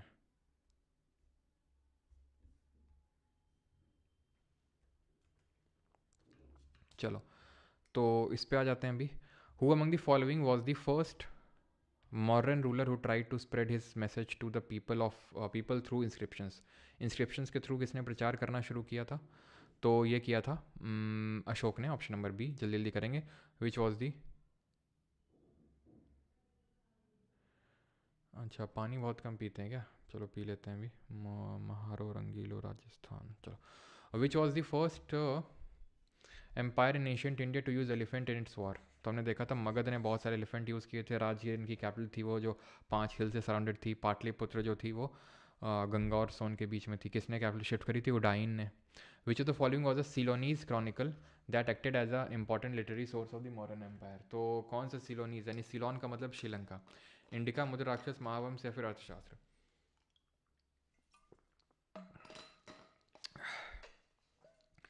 तो इंडिका तो यार मेगास्थनीज ने लिखी थी, जो कि ग्रीक एम्बेसडर था, हो ही नहीं सकता है। अर्थशास्त्र कौटिल्य ने लिखा था, श्रीलंका से तो नहीं थे कौटिल्य, ठीक है। मुद्र राक्षस विशाखा दत्त ने लिखी थी, लिटरेरी सोर्स तो था, बहुत बाद में भी लिखा गया था। महावंश होगा, दीपवंश महावंश याद करो, मैंने पहली स्लाइड में दिखाया था आपको। दीपवंश महावंश थे, और ये कहाँ पे हैं? ये आपके श्रीलंका के बुद्धिस्ट टेक्स्ट हैं। जातक टेल, दीपवम, महावंश, और ये सब संस्कृत में, सही, ये सब श्रीलंका में जो है लिखे गए हैं। तो ऑप्शन नंबर सी आंसर होगा। Megasthenes was an ambassador who was sent to the court of which Indian ruler by the Greek ruler Seleucus Nicator? के द्वारा भेजा गया था किसको? अशोक, चंद्रगुप्त या फिर बिंदुसार या फिर पुष्यमित्र सुंग? तो किसने भेजा था? क्या पूछा गया? ठीक है, तो किसके कोर्ट में भेजा गया था? तो चंद्रगुप्त मौर्य के कोर्ट में। द ऑथर ऑफ, ये भी एम टी एस 2024 देख रहे हो, एम टी एस 2024, ठीक है, ये भी एम टी एस 2024। पिछले पीछे भी एक दो क्वेश्चन थे। तो अर्थशास्त्र के ऑथर कौन थे? ये थे आपके कौन? अच्छा, ये पूछा है द ऑथर ऑफ अर्थशास्त्र was a contemporary of which of the following ruler? तो अर्थशास्त्र के जो ऑथर थे वो किसके कंटेम्प्रेरी थे, किसके समकालीन थे? तो ये समकालीन थे आपके चंद्रगुप्त मौर्य के। When did Bindusara ascended the Mauryan throne? यानी कि मौर्य वंश के अधीन प्रांतों के संदर्भ में निम्नलिखित में से कौन सा जोड़ा सही है? तो बिंदुसार ने कब असेंड किया था थ्रोन को? तो 297 बीसी में। 321 में चंद्रगुप्त ने किया था, और 269 बीसी में अशोक ने, ठीक है। आगे बढ़ते हैं। 46, who among the following Mauryan kings turn to Buddhism and its tenet of non violence after the Kalinga war? तो कलिंग वॉर के बाद किसका हृदय परिवर्तन हो गया? दशरथ मौर्य ने क्या बनवाया था? अशोक के पोते थे इन्होंने, जो लोमस ऋषि केव्स हैं बिहार में, वो बनवाई थी, ठीक। आगे बढ़ते हैं। Who among the following modern kings fasted to death and died at Shravana Belagola against CPO 2023? तो कौन किसकी डेथ हो गई थी श्रवण बेलगोला, कर्नाटका में? Chandragupta Maurya, option number D. The foundation of Sanchi stupa was led by which of the following Kings? तो सांची स्तूपा जो सबसे ओल्डेस्ट स्तूपा है बिहार में, जहाँ चैत्यगिरी बिहार फेस्टिवल होता है महामौगलेना और सारीपुत्ता के रिलिक्स को सेलिब्रेट करने के लिए, इट इज़ इन दी, मतलब build by Ashok, not Chandragupta Maurya, ठीक है। अशोक ने बिल्ड करवाया था इसको। अगला है 49, who was the, what was the function of the officer called samaharta? सबका दुख हर लेगा, सबका पैसा हर लेगा। जैसे हमारी निर्मला मैडम है, निर्मला मैम है, तो क्या कर रही हैं? सबका पैसा हर लेती हैं कि बेटा तुम क्या करोगे इतना पैसा रख के, लाओ अपना जो पैसा है वो हमें हर दो। यानी टैक्स का क्या करता था ये? रिजर्व द स्टेट ट्रेजरी, ये सानी दाता काम था, टैक्स असेसमेंट करता था, कलेक्शन करता था ये, ठीक है। और सीटीओ कौन था? चीफ ट्रेजरी ऑफिसर, ये था सानी दाता। ठीक है, Sannidhata. 50th, who sent the Greek ambassador Megasthenes to the court of Chandragupta Maurya? किसने भेजा था?